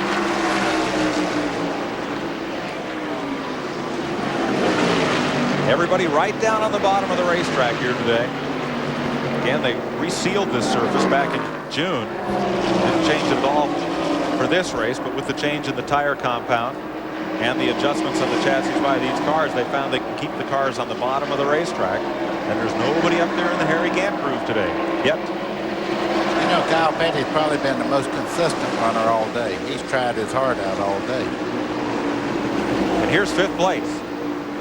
Dale Jarrett and Morgan Shepherd, both of whom came from a lap down to get back on the lead lap and battle once again. Fifth place here as they work around Darrell Waltrip. Let's go down to the other Jarrett. Glenn? Guys, I'm in the pits with my favorite driver, my younger brother Dale. This is my brother-in-law, his crew chief, Jimmy Makar. Boy, you guys have had an uphill struggle all day. Well, we're just kind of staying out of trouble right now. You know, everything seems to be falling in place. He's calling lap times to Dale. It's very important that he does that so they'll know whether the groove he's running is correct or not. What helmet is Dale wearing today? Jets, New York Jets. New York Jets. How does he say the car feels now? I know you've been adjusting on it all day. Well, it's not bad. It's just a little bit off right now. We're just kind of trying to ride this thing out to the later stages of the race and make an adjustment, see maybe we can do something. Right now, we're just kind of happy to be sitting a car in one piece compared to the rest of the cars out there right now. Okay, that's the story here at Dover. Ride it out to the end and hang on. Thanks, Glenn. That was one of our 800 questions, was whose helmet does Dale Jarrett have on today? He wears a different logo of a different NFL team in every event. He's running like a jet. Well, not Freeman McNeil, but, you know, 747 kind of. I'll tell you what, you got to have some fancy footwork today to dodge the wreck, so he's been doing a lot of things right. How about Morgan Shepherd? They've come from a lap down. Morgan's had a tough week, brought his Busch car here, crashed it before the race, didn't get a chance to run yesterday in the Split Fire 200. Let's give you a Napa Field standing update, brought to you by Napa, because there are no unimportant parts. These cars on the lead lap, back through Mark Martin. And these next cars showing one lap down. Irvin now 2 laps back. Then 3 laps down. 4 laps behind. 5 or more laps back from Rusty Wallace on back.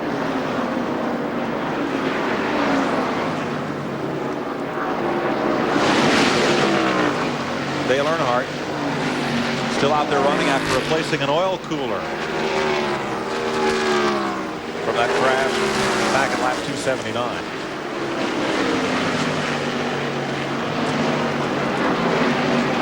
Morgan's car, we're watching Morgan run right here behind Dale Jarrett.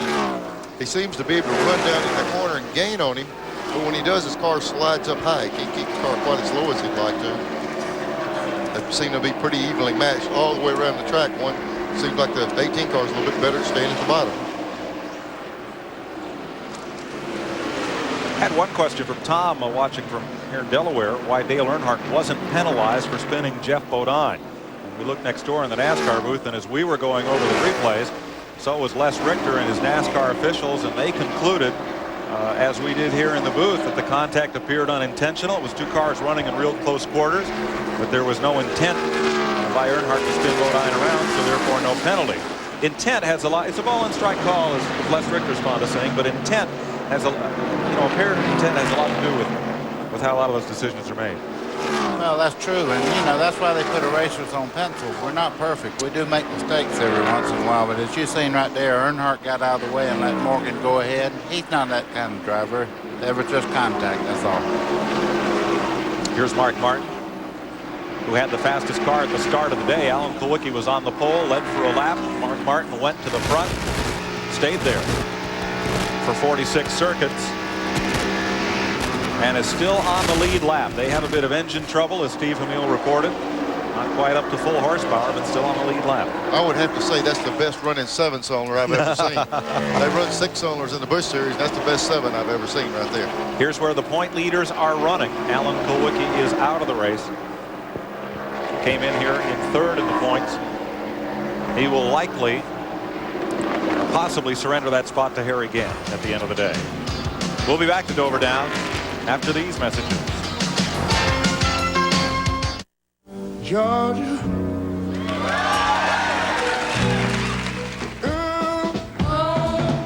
One of the all-time greats. Ray Charles stars on Austin Encore. Friday on TNN.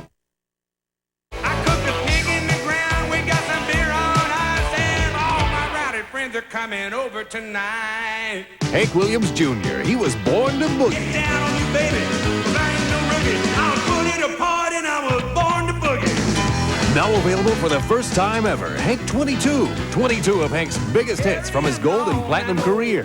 Family tradition. There's a tear in my beer whiskey band. Hank 22 includes the Monday Night Football Boogie. If you don't agree that this is the ultimate Bocephus collection, just return it and you will get your money back. Plus, Hank will send the first 50,000 callers the words to these songs, free. Call toll-free 1-800-238-9300. That's 1-800-238-9300. Or send check or money order to Hank 22, P.O. Box 10030, Stamford, Connecticut 06904.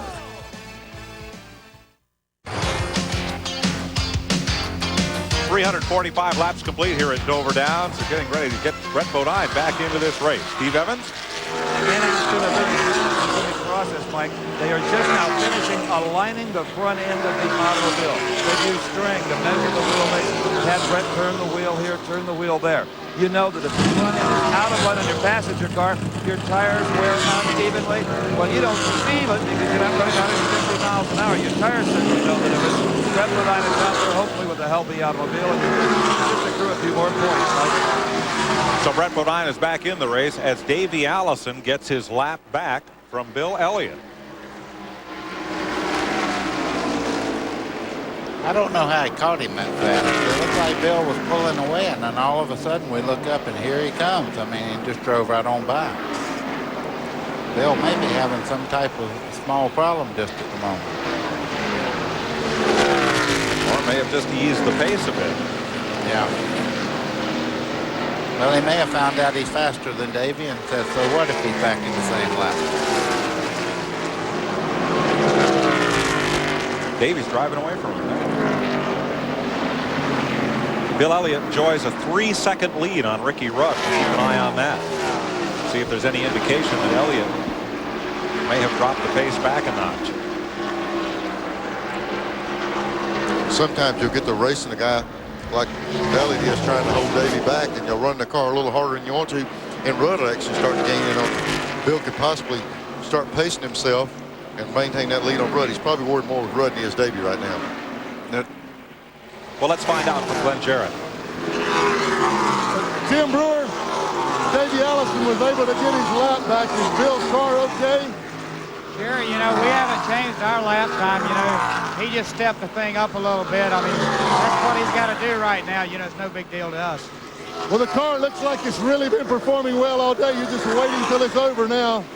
Well, you know, just kind of wading through the water right now.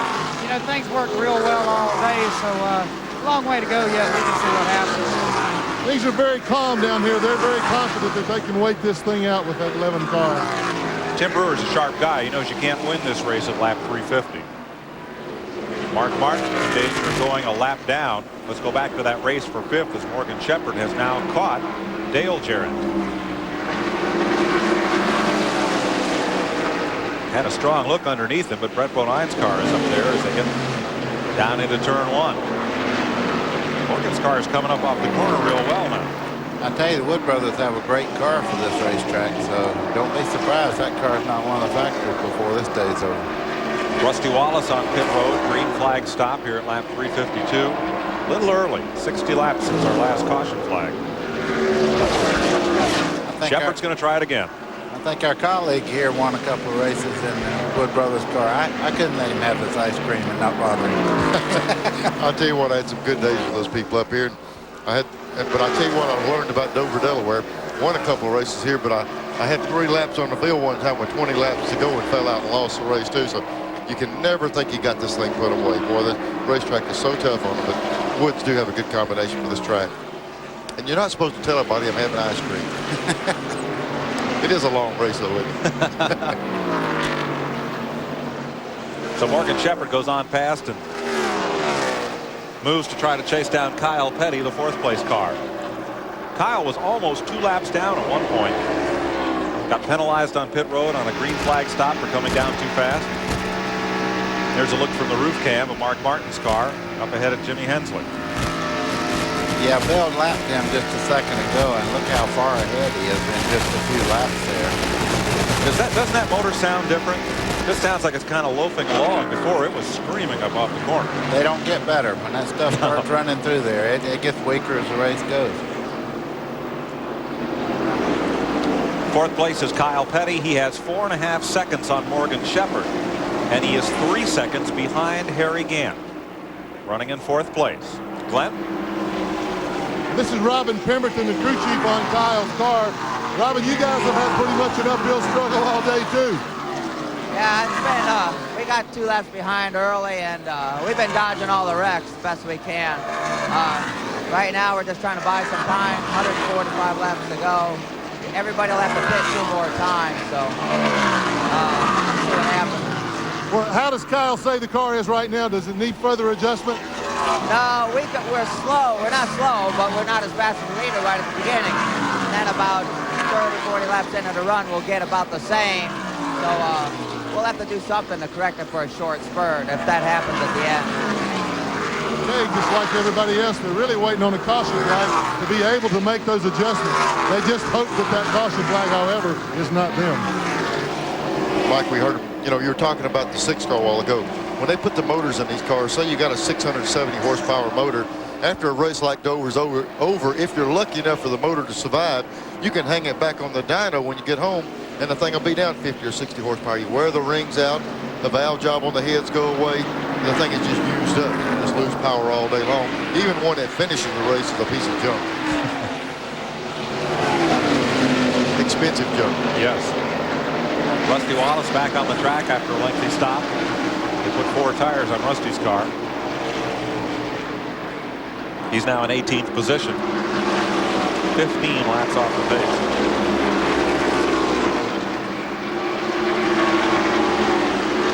Show you the cars that are out of the race here at Dover.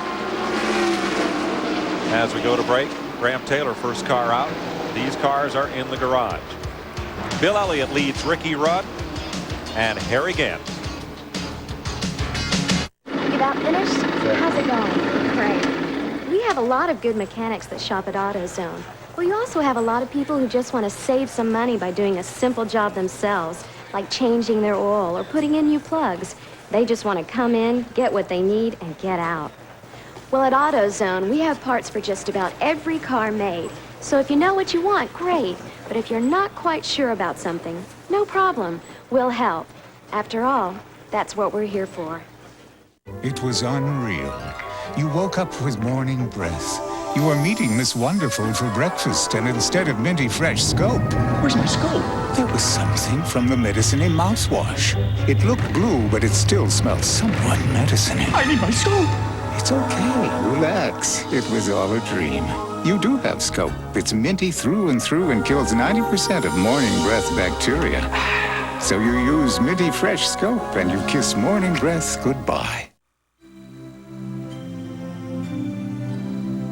It's the same thing every Saturday. He puts on those old blue jeans and goes out with that old dog, and he's gone all day. He says he's going to bring back dinner, but all he ever brings back is that old dog. Here's to old dogs, Saturday mornings, and comfortable blue jeans. Wrangler. Last year, Davey Allison added something new to his car. It wasn't wider tires or a slicker shape. It was the same Haviland Formula 3 motor oil you can buy, straight off the shelf, to add more life to your car with complete protection against heat stress, starting friction, and engine dirt. Now, we're not saying it was Haviland Formula 3 that gave Davey the energy to lead more major NASCAR races than anyone last year and win this year's Daytona 500. But we're not saying it wasn't.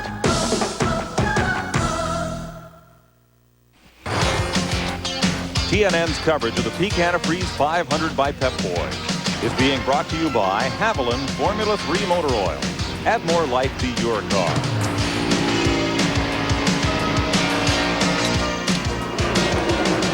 Ricky Rudd running in second position here, and he's close to within 3.6 seconds of Bill Elliott.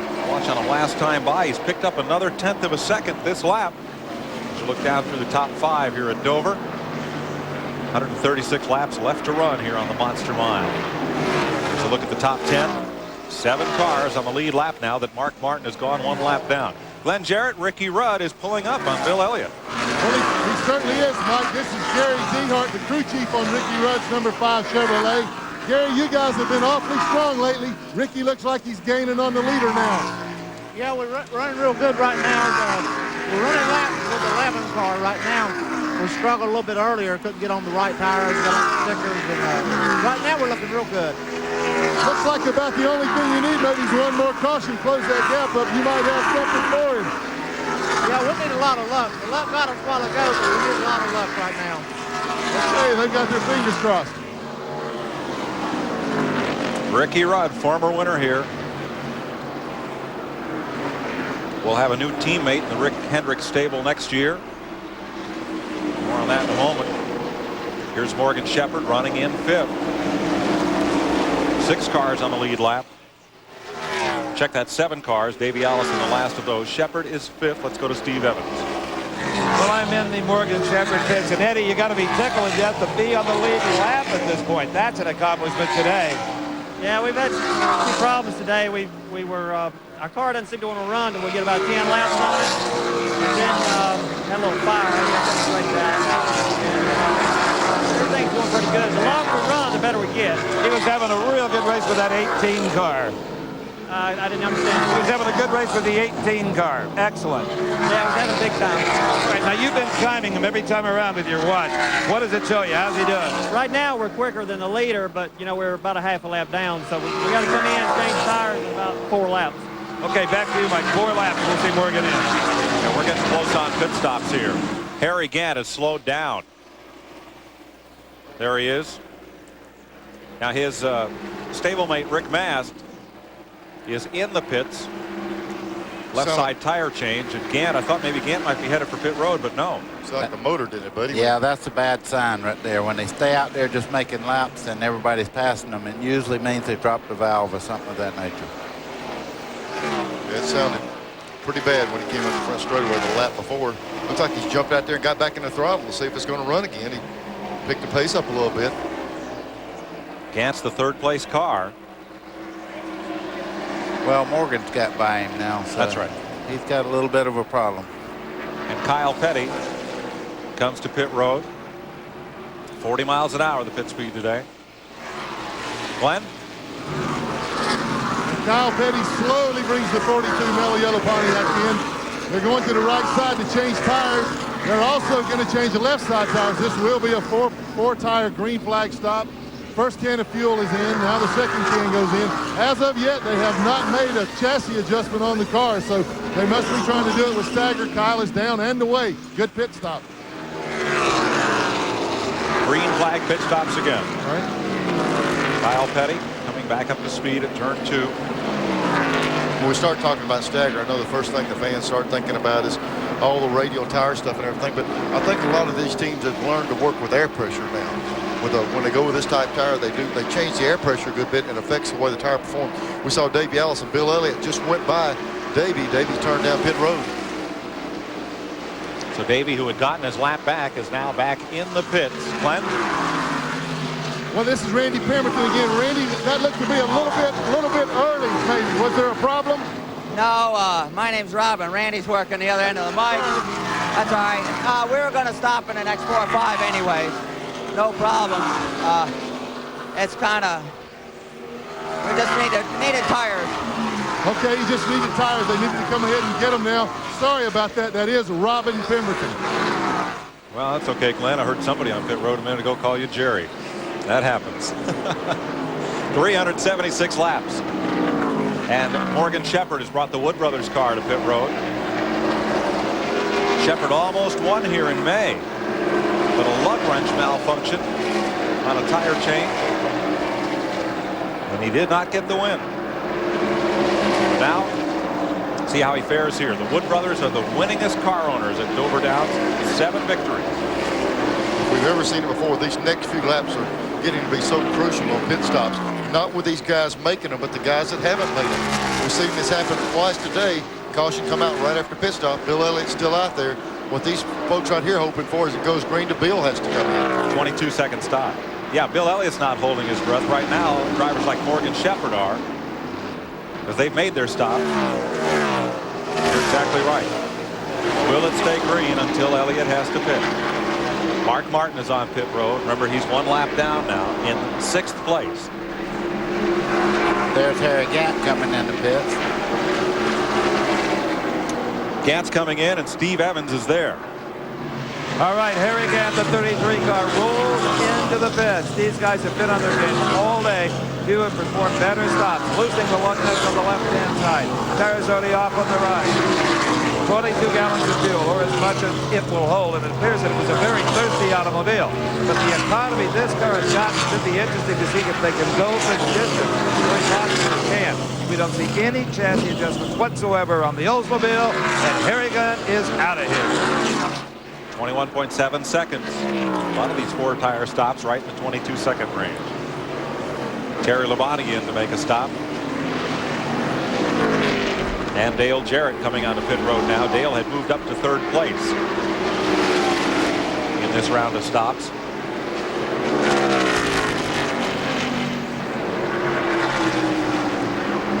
Third place car behind Bill Elliott and Ricky Rudd. Finished 27th here in the spring with engine trouble.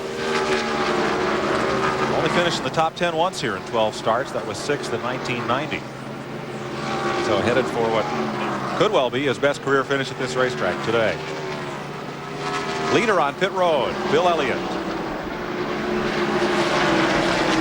Glenn Jarrett will be there as Bill Elliott brings the Junior Johnson Budweiser Ford to pit lane. And Elliott comes to a stop well within his pit space there. Again, looks like a routine stop. There will be right side tires. They're loosening the left side lug nuts. So it will be a 4-tire change. Cleaning the windshield. Putting in the fuel. Again, no chassis adjustments, so Elliott is evidently satisfied with the way this car is handling. Junior Johnson rolls that left front tire out to the tire changer, which is Tim Brewer. He's down and away. That's an excellent stop. 20.9 seconds, and we'll see that difference show up on the racetrack. That'll put Ricky Rudd in the lead. First time Rudd has led today. He's the 7th driver to lead this race. It's the 11th lead change. 383 laps down, 117 to go. Here at the Monster Mile, Ricky Rudd temporarily in command. We'll be right back. Splitfire earned a United States patent. It gets more out of every ounce of gasoline. Less efficient plugs waste gas. The patented Splitfire saves gas. 4 extra miles per gallon. A 4.8% gain in mileage. More complete combustion. Stop wasting. Start saving with Splitfire. You'll get more mileage and more power or your money back. Get guaranteed Splitfire savings at leading automotive stores from coast to coast.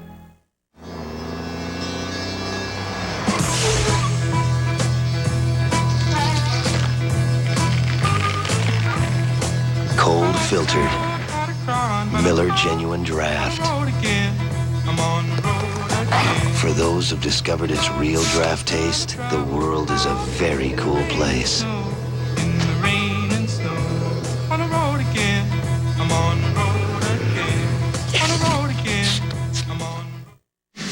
Take the heat out of shaving. Soothe your razor burn with post-shave conditioning hydrogel from Old Spice. Because when you've got proof, who needs promises?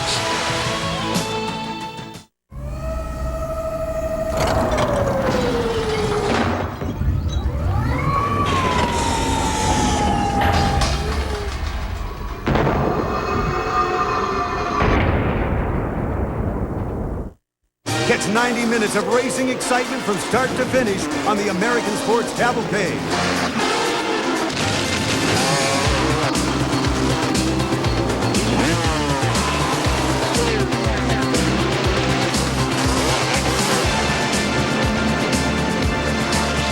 The American Sports Cavalcade. 7 Eastern Sports Sundays on TNN.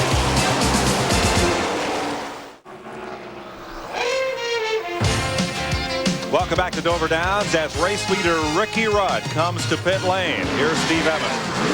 And he is going to get full service, guys. Gets a cold drink. He's going to get all 4 tires, obviously as much fuel as it will hold. Earlier when I said maybe Gank could go the distance, I didn't realize how many laps was left because it wasn't sure they could at this point. So Ricky Rudd's crew doing a terrific job. You see the tires going in on the left-hand side. Uh-oh. Nope, they're gone. Hands up in the air.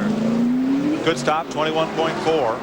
About half a second longer than Elliott's, but still better than most on this round of stops.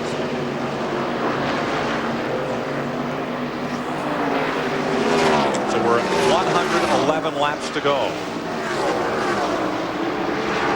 Now I believe everybody has stopped.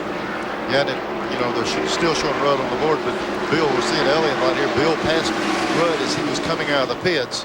And I think there's a little bit of confusion on the scoreboard here right now. Bill just now became the leader as he came around to complete that lap. And Rudd would be the second place car. They're showing Kyle Petty in third, Morgan Shepherd fourth, Dale Jarrett fifth, and Davey Allison sixth.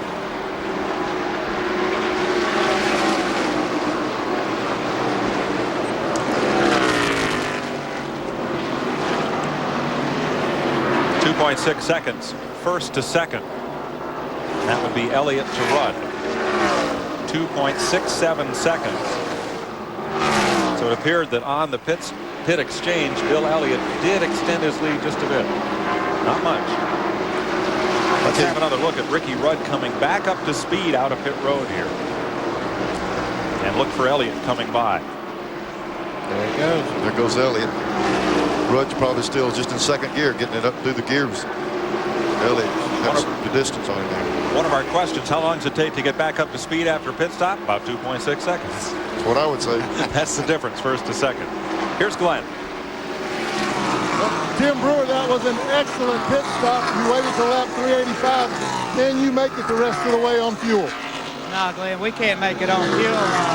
You know, as hard as Dave and Bill's running right now among themselves, I don't know what the rest of those guys are doing. You know, we're just kind of we're focused on something else right now. It's not that 5 car. Well, what about number 5? You told me, what if he made it? Well, it'd make an interesting race, but, you know, we're not worried with the 5 car right now. We're kind of concentrating on something else right now, a little bit further down the road. Okay. What, Martinsville? I don't know. I believe it's a little bit more immediate than that. Yeah. That's a week down the road. You know, he mentioned the 28 car. I was questioning also. You see Davey Allison right there. I was watching. I thought Davey got back out in front of Bill after that set of stops here. He was in front of Bill when he pitted, and I thought he got back out front. I don't know if scoring's off or I don't say he lost that much time. I think we've got it now. It does take a while after green flag stops to make sure there are checks and double checks of scoring, make sure everything comes back up right. And what they are now telling us is that Bill Elliott is the race leader. Ricky Rudd is second, that Kyle Petty is third, Morgan Shepherd is fourth, that Dale Jarrett's in fifth place, and that Davey Allison is indeed back on the lead lap He got out of the pits ahead of Bill Elliott as far as the time spent on pit road. And then Allison is in 6th, just behind Dale Jarrett. He's still on the lead line. He's on the lead lap. Well, that makes a lot more sense because we just heard Tim Brewer say they're concerned about the 28 because they're looking at the stopwatches. They're seeing the 28 car and 11 car turn the fast laps, and they're concerned about this car here. If a caution comes out, can Davey racing for the win? That's what they're looking at right now. Riding with Davey Allison. Smoke coming out of the car in front of him there. Dale Jarrett. Looked like a little whisper of smoke. Yes, it's hard to tell. Looked like a little haze of smoke coming out right on the center of the car. Or is it my old eyes giving me trouble this late in the day, you think, Mike?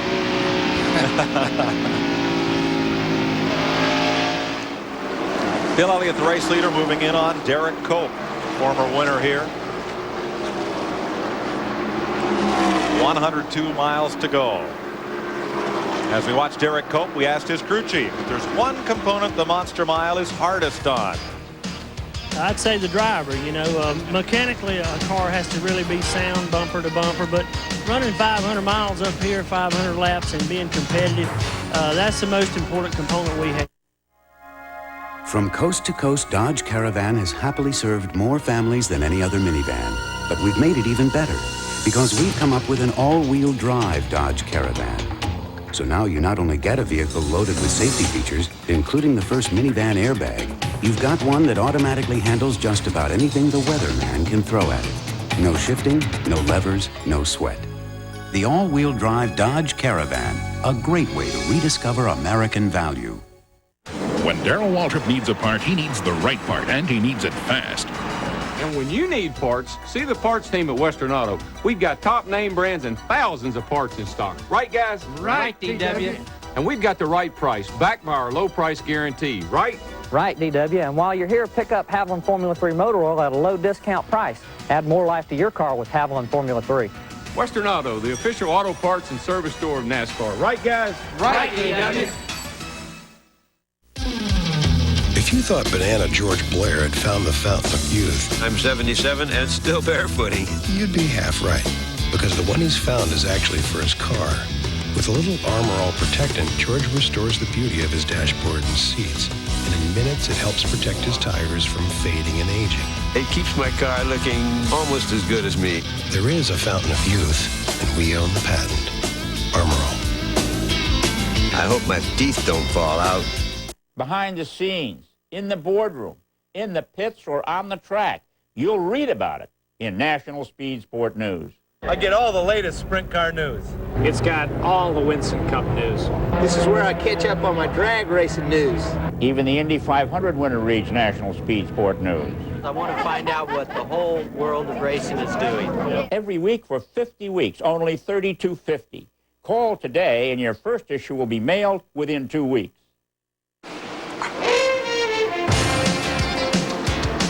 At Dover Downs, 96 laps remain. Mike Joy with Buddy Baker and Neil Bonnet. Steve Evans and Glenn Jarrett are on pit road today, and you see that Ricky Rudd has closed right up. Race leaders so far, and how many laps they've led. Bill Elliott will pick up the 5 bonus points today for leading the most laps, it appears. We were kind of joking about priorities a while ago. I would think the 11 crew is reevaluating the 5 car. He's really closed in on Bill, making big gains on him, buddy. Yeah, they said they wasn't worried about him. I bet they are now. Cars on the lead lap 1 through 5. And Davey Allison 6th. Harry Gant's going a lap down. Mark Martin. Terry Labonte. Ted Musgrave, good run today. He's the 10th place car.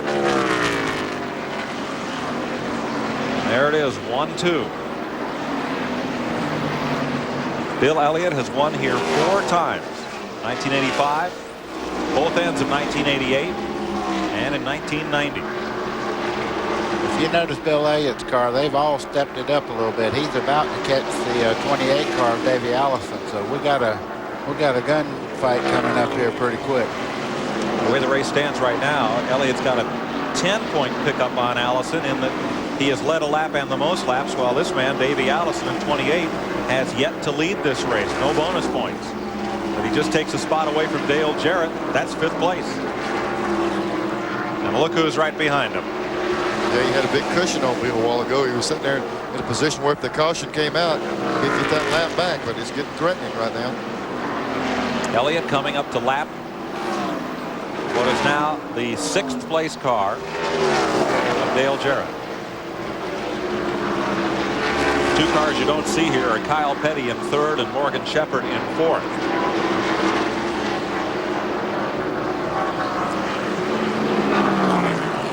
Less than a second. Oh, stopwatch ain't working real good, but I can see 3 car lengths. You can count that one in car lengths, right?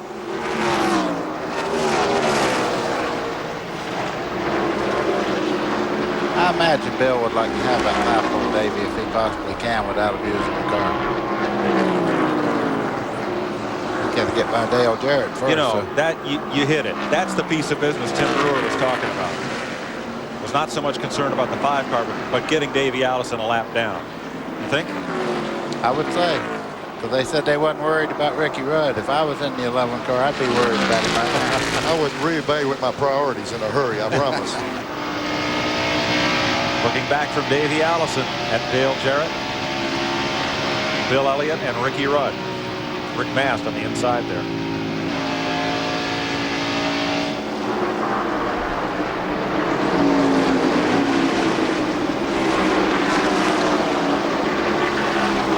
.89 laps to go. You know, Bill, you know, Davey did this while ago. Davey ran up on Jarrett's car real quick while ago, and it took him a while to get around. Jarrett's car is good enough that it's tough for a car to pass him. And just like we talked about earlier, you can't roll over and play dead. He's racing for positions on the racetrack also. It looks like Bill's up under him back there behind Davey now. I'm sure he don't want to go a lap down either. No, or another lap, you know. If he'd stay on the lead lap, caution come out, he could win this thing.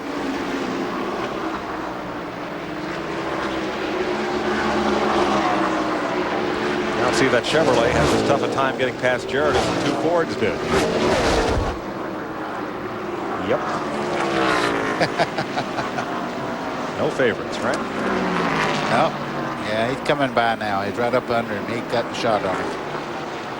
413 laps complete. Bill Elliott trying to hold off Ricky Rudd. Kyle Petty is 3rd. Morgan Shepherd 4th.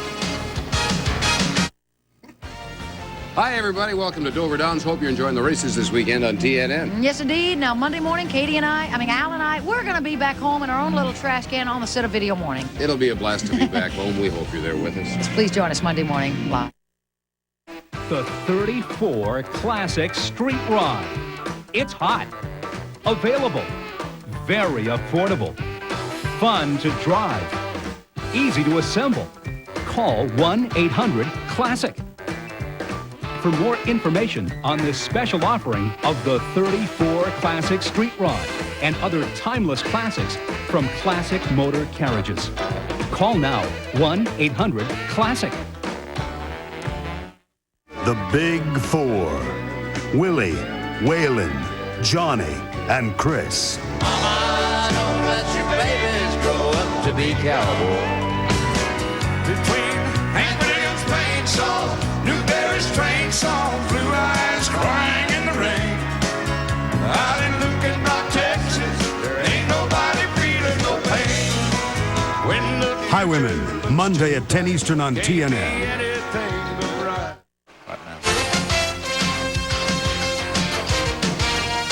Back live at Dover Downs. Linda Rudd keeping lap times for husband Ricky. Down in the tied pit. As Ricky tries to run down Bill Elliott. Took him a long time though to get past Dale Jarrett. Jarrett now a lap down in 6th place, so Elliott's lead has opened up a bit. That's how the points leaders are faring today. Alan Kulwicki, the pole sitter, out of the race early. Lap 94 crash. Bill Elliott looking to pad his point lead today. Jim Sauter dropping a lap here. A lot of bent and broken cars running out there. Some of the major collisions. Sauter in the Dave Marcus car is one of them. Darrell Waltrip, Mike Waltrip, Brett Bodine, Dale Earnhardt. All still running, but those cars pretty well beat up. Rick Mast had alternator trouble, as he said earlier. Rusty Wallace was in one of those wrecks. and Jeff Bodine all still running and trying to pile up Winston Cup points. And Ernie Irvin, who had one of the quickest cars here, but is now down to 11th place. This man, Bill Elliott, leads by 0.8 of a second. And has led the most laps today. That's 10 Winston Cup bonus points. 5 for leading a lap, and 5 more for leading the most laps. Here's Ricky Rudd, and that's the distance. Now no lap cars separating the two of them. That's about to change. Brett Bodine on the inside. Now Bobby Hamilton. Hamilton's the 12th place car.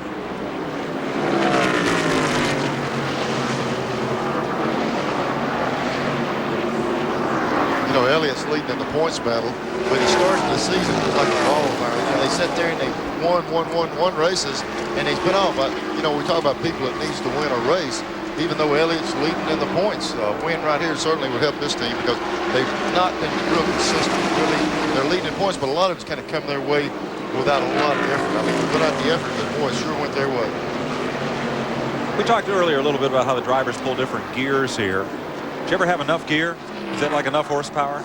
Well, I tell you what, you know, the problem you get into is you work with the crew and they say, we don't want to turn the motor too much. And you'll almost say, if you'll give me more gear, I just won't use it till the end of the race. And, oh, sure. Oh, yeah, but I've told bigger stories about things like that. You use it the first lap of the race. That's right. When they give it to you, you use it. So these crew chiefs, they've got these tachometers in the cars now that they can read by themselves with a telltale piece on it. And they know when you turn it too much, and they won't let you have that gear very often.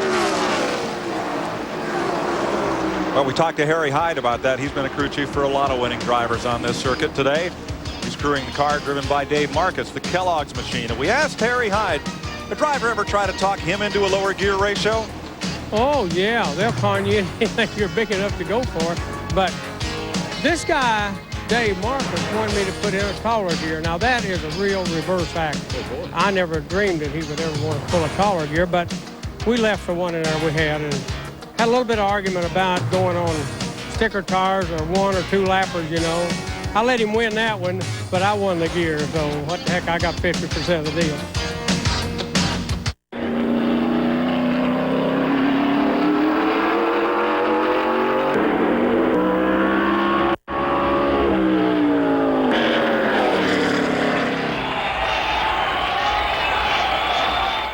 I don't need some fancy cologne to tell me I'm a man. I use Skin Bracer. It smells great, but it also cools and tones my skin. Confidence is very sexy, don't you think? Skin Bracer Aftershave. By Menon. And there's the checkered flag. When the race is over, the scene begins. The Winston Cup scene. It's the largest and most informative NASCAR Winston Cup newspaper in the country. The pages of the Winston Cup scene are loaded with up-to-date information, insightful editorials and commentary, expanded coverage of each race, entertaining feature articles, the latest news, terrific photography, complete statistics, and even the gossip. 45 great issues, only $40. Call 1-800-800-1865 or send check or money order to P.O. Box 500, Concord, North Carolina, 28026. Hey, Bill, checking out the scene? How'd I do? Well, let's see. Petty. Richard Petty? Why don't you take over? I'm into the scene. Why don't you get into the scene, too? For the best in motorsports reading, it's Winston Cup Scene. Call 1-800-800-1865. MasterCard, Visa accepted. Here we go again, guys. Wow, I feel good. Yeah, this guy really gets around. He's got the auto lights. American Orient Poor, we're guaranteed. I feel good. Yeah, 2 years, no matter how far he goes. That's why we've been everywhere. Vegas. I feel good. Yeah. Daytona. I would now. LA. Wherever we're going. The Superman, yeah! And we're not even tired.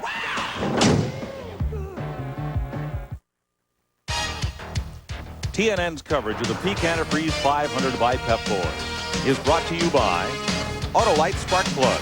Guaranteed for 2 years, no matter how far you go. 70 laps left to run. Dave Marcus was involved in one of the wrecks. They spent a lot of time behind the wall, but he's still putting points on the board. Marcus is 134 laps behind and will probably end up in the top 20 today. Now, we were talking about Harry Hyde. earlier, both you, Buddy, and Neil drove for Harry Hyde. Did you ever try to con him? We conned him all the time. I know I did. I tried to, but I tell you what, he's one of the most colorful guys in racing, but he's one of the shrewdest too. A lot of times you think you got him, he got you right where he wants you. There he is. Mike, I'll never forget, I went to Daytona, and you talk about gears. We were at Daytona, and 325 was a lot of gear to pull. We had a 333 in my car, and I went out and I just twisted the motor out of the frame. It blew up. Put another motor in, it blew up. The third motor, I said, Harry, you think we got the wrong gear in the car? He said, yeah, let's put a 340 in it. He even went lower. He said, if they can't take it, we need them out of the car. Now, for some reason, we're on Days of Thunder a lot here today. That movie, most all the incidents in that movie actually happened to Harry Hyde, including the one where he was sitting on the pit wall having an ice cream, wouldn't let his driver come in. I'll tell you another part of that story. When they talked about the guy, the only one that he hadn't hit was the pace car. That happened to be this guy sitting right beside me. Buddy Baker hit everybody on the racetrack at Martinsville. Did Harry call and tell you that? Not. Yes, he called Baker and said, go ahead and hit the pace car. That's the only thing you had to do. That's right. They didn't have the lottery then. Oh, Ricky Rudd trying to chase down Bill Elliott here. We're in the closing stages. 66 laps to go. But there will almost certainly be one more pit stop. Now, in this last run of green flag racing, Rudd went 7 laps more than Elliott before stopping for gas. Steve Emmett. All right, if this race stays green the remaining laps, it will come down to the haves and the have-nots of the fuel department. As drive car, Ricky Rudd, that man up there, Eddie Nickerson, by his calculations, they are 2.2 gallons short of going the distance. If they don't get a caution between now and lap 488, they will bring Rudd in for a gas to go on 489. As for Bill Elliott, well, maybe Glenn Jerry can find out. So Rudd would have to stop with 12 laps remaining. Well, there might be some places where you take it easy and, save fuel, but we just get, I don't overemphasize the gear stuff, but you have to pull enough gear to run here, and it's hard to stretch the mileage. And when they ran them long runs a while ago, that was probably the best they could do. The guys that figure that are pretty accurate, or either pretty good liars, I'm not sure which. Jimmy Means on pit road. Hurley Limo, his sponsor today. Jimmy completing a stop. He's the 22nd place car, completing 399 laps thus far, as the leader puts 437 on the board. There goes Bill Elliott putting another lap on Mark Martin. That car's dropped off quite a bit. Yeah, we heard the driver say it had nuclear meltdown. These things, when they start destructing, it's just internal, and it gets worse and worse and worse. I'm surprised it's ran as well as it has so long, buddy. Yeah, you're right. And the other thing, you can always tell when a car's running well. They'll come off the corner and go right out in the groove. When they're running bad like Mark, you notice he had a lower line around the racetrack to stay out of the way. 4th place battle, Morgan Shepherd on the left of your screen, Davey Allison on the right. These are big positions for Davey. Anybody he passes now may mean the difference whether he wins the national title or not. He came into this race, Allison did, 134 points behind Elliott. Make that difference 144 now that Elliott has led the most laps. Well, when we start talking this points thing, I'm just thinking about junior stuff. The way their stuff goes, it seems like they can almost plan on having good luck. They stretch their fuel mileage. They'll stay out. They get behind. Davies had them down a couple of races, and they stay out and catch a caution. Davies behind 100 points, and a lot of it is due to the pit work and the strategy in Junior Johnson's pits. Now the man right in front of Allison, Morgan Shepherd, that you see out the front windshield of Allison's car. He's in 10th in the point standings, and he came in here just 51 points back of Dale Earnhardt, and he's running 14 positions ahead of Earnhardt on the racetrack right now. If the race ended in the positions they're in right now, Elliott would leave here with a 164-point lead. Let's ride along with Davey Allison a bit here. Going through this corner, when the sun hits this nasty windshield, look how you just hardly can see through there. That's got to be wearing on him pretty much too. And then he looks in the mirror and sees Bill Elliott still back there, leading the race. Going past Jeff Bodine, who had a strong car here today, got caught up in one of the wrecks. Looks like a little 4-leaf clover on the dashboard there. It's time to cash it in. He needs a little bit of luck here. Caution comes out. He's back in the lead lap. drivers will try anything for change their luck. He's got that 4-leaf clover sitting there. Plus, as Lucky Charms go, that doesn't weigh very much. I never figured how 4-leaf clover or number 13 had anything to do with rods breaking and pistons flying out of motors. Somehow there seems to be a connection.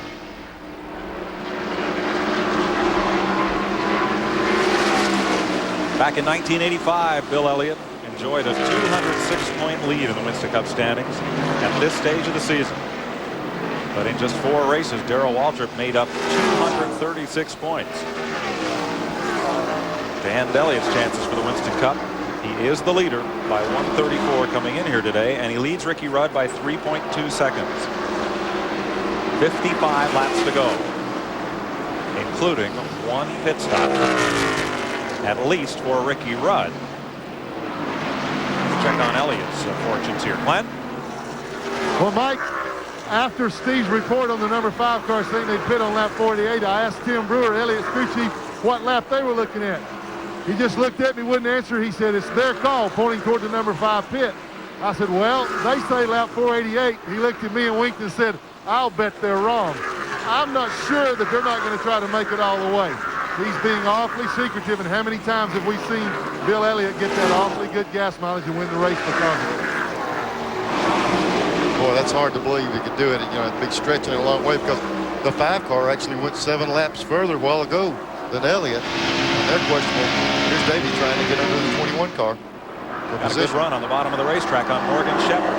This is for 4th place, and this pass is worth 5 points in the Winston Cup standings. It sounds like a game show, doesn't it? Yeah.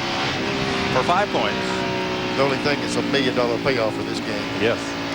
He made that look pretty easy there, too, when he went by.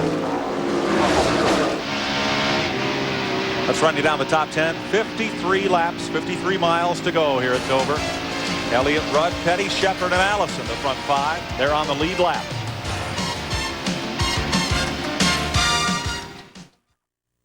It's in his head, his heart, in every muscle.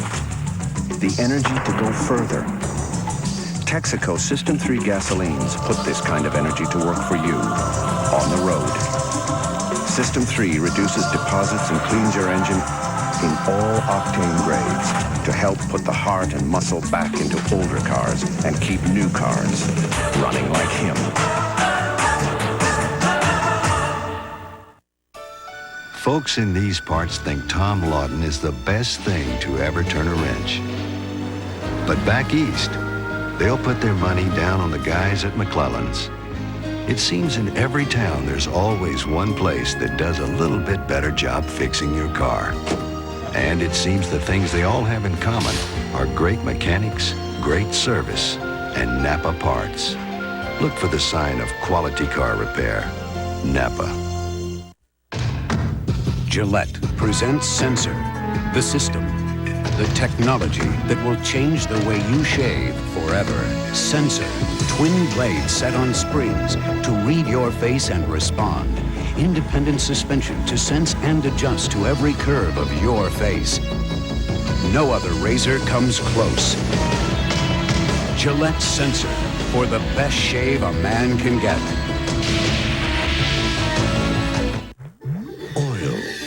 It's the lifeblood of your engine. That makes your oil filter your engine's most vital organ. That's why Fram keeps going the extra mile to make the best protection even better. The Fram Extra Guard oil filter. Unique glass fiber paper stops more dirt than any other filter for the best protection ever. Fram Extra Guard. American or import, it's an extra lease on life. TNN invites you to explore America, and the research staff at the Home Office bet you didn't know that Delaware is home to 80,000 people and 25 million chickens. The blue hen chick is the state bird. Dale Jarrett's been black flagged to come to pit road, and they'll put tires on it while he's there. A bit of smoke was showing from that car. I saw smoke earlier. I just didn't want to keep mentioning it, because all I need to do is say, well, Bonnet said it's smoking and black flagging. But he had a little whisper of smoke earlier, and it's getting a lot worse, and they brought him in to see what it is. Left side tires going on. Fueling is done. Away you go. Fourth place cars on pit road now. Kyle Petty. Hasn't led this race, but he's had a strong run here today. He'll get 4 tires and fuel. Glenn Jarrett. And Kyle Petty has brought the Metal Yellow Pontiac in for his final pit stop. Again, a 4-tire change, fuel being added, and no chassis adjustments being made on the car. Pretty routine stop down and away. That's an awfully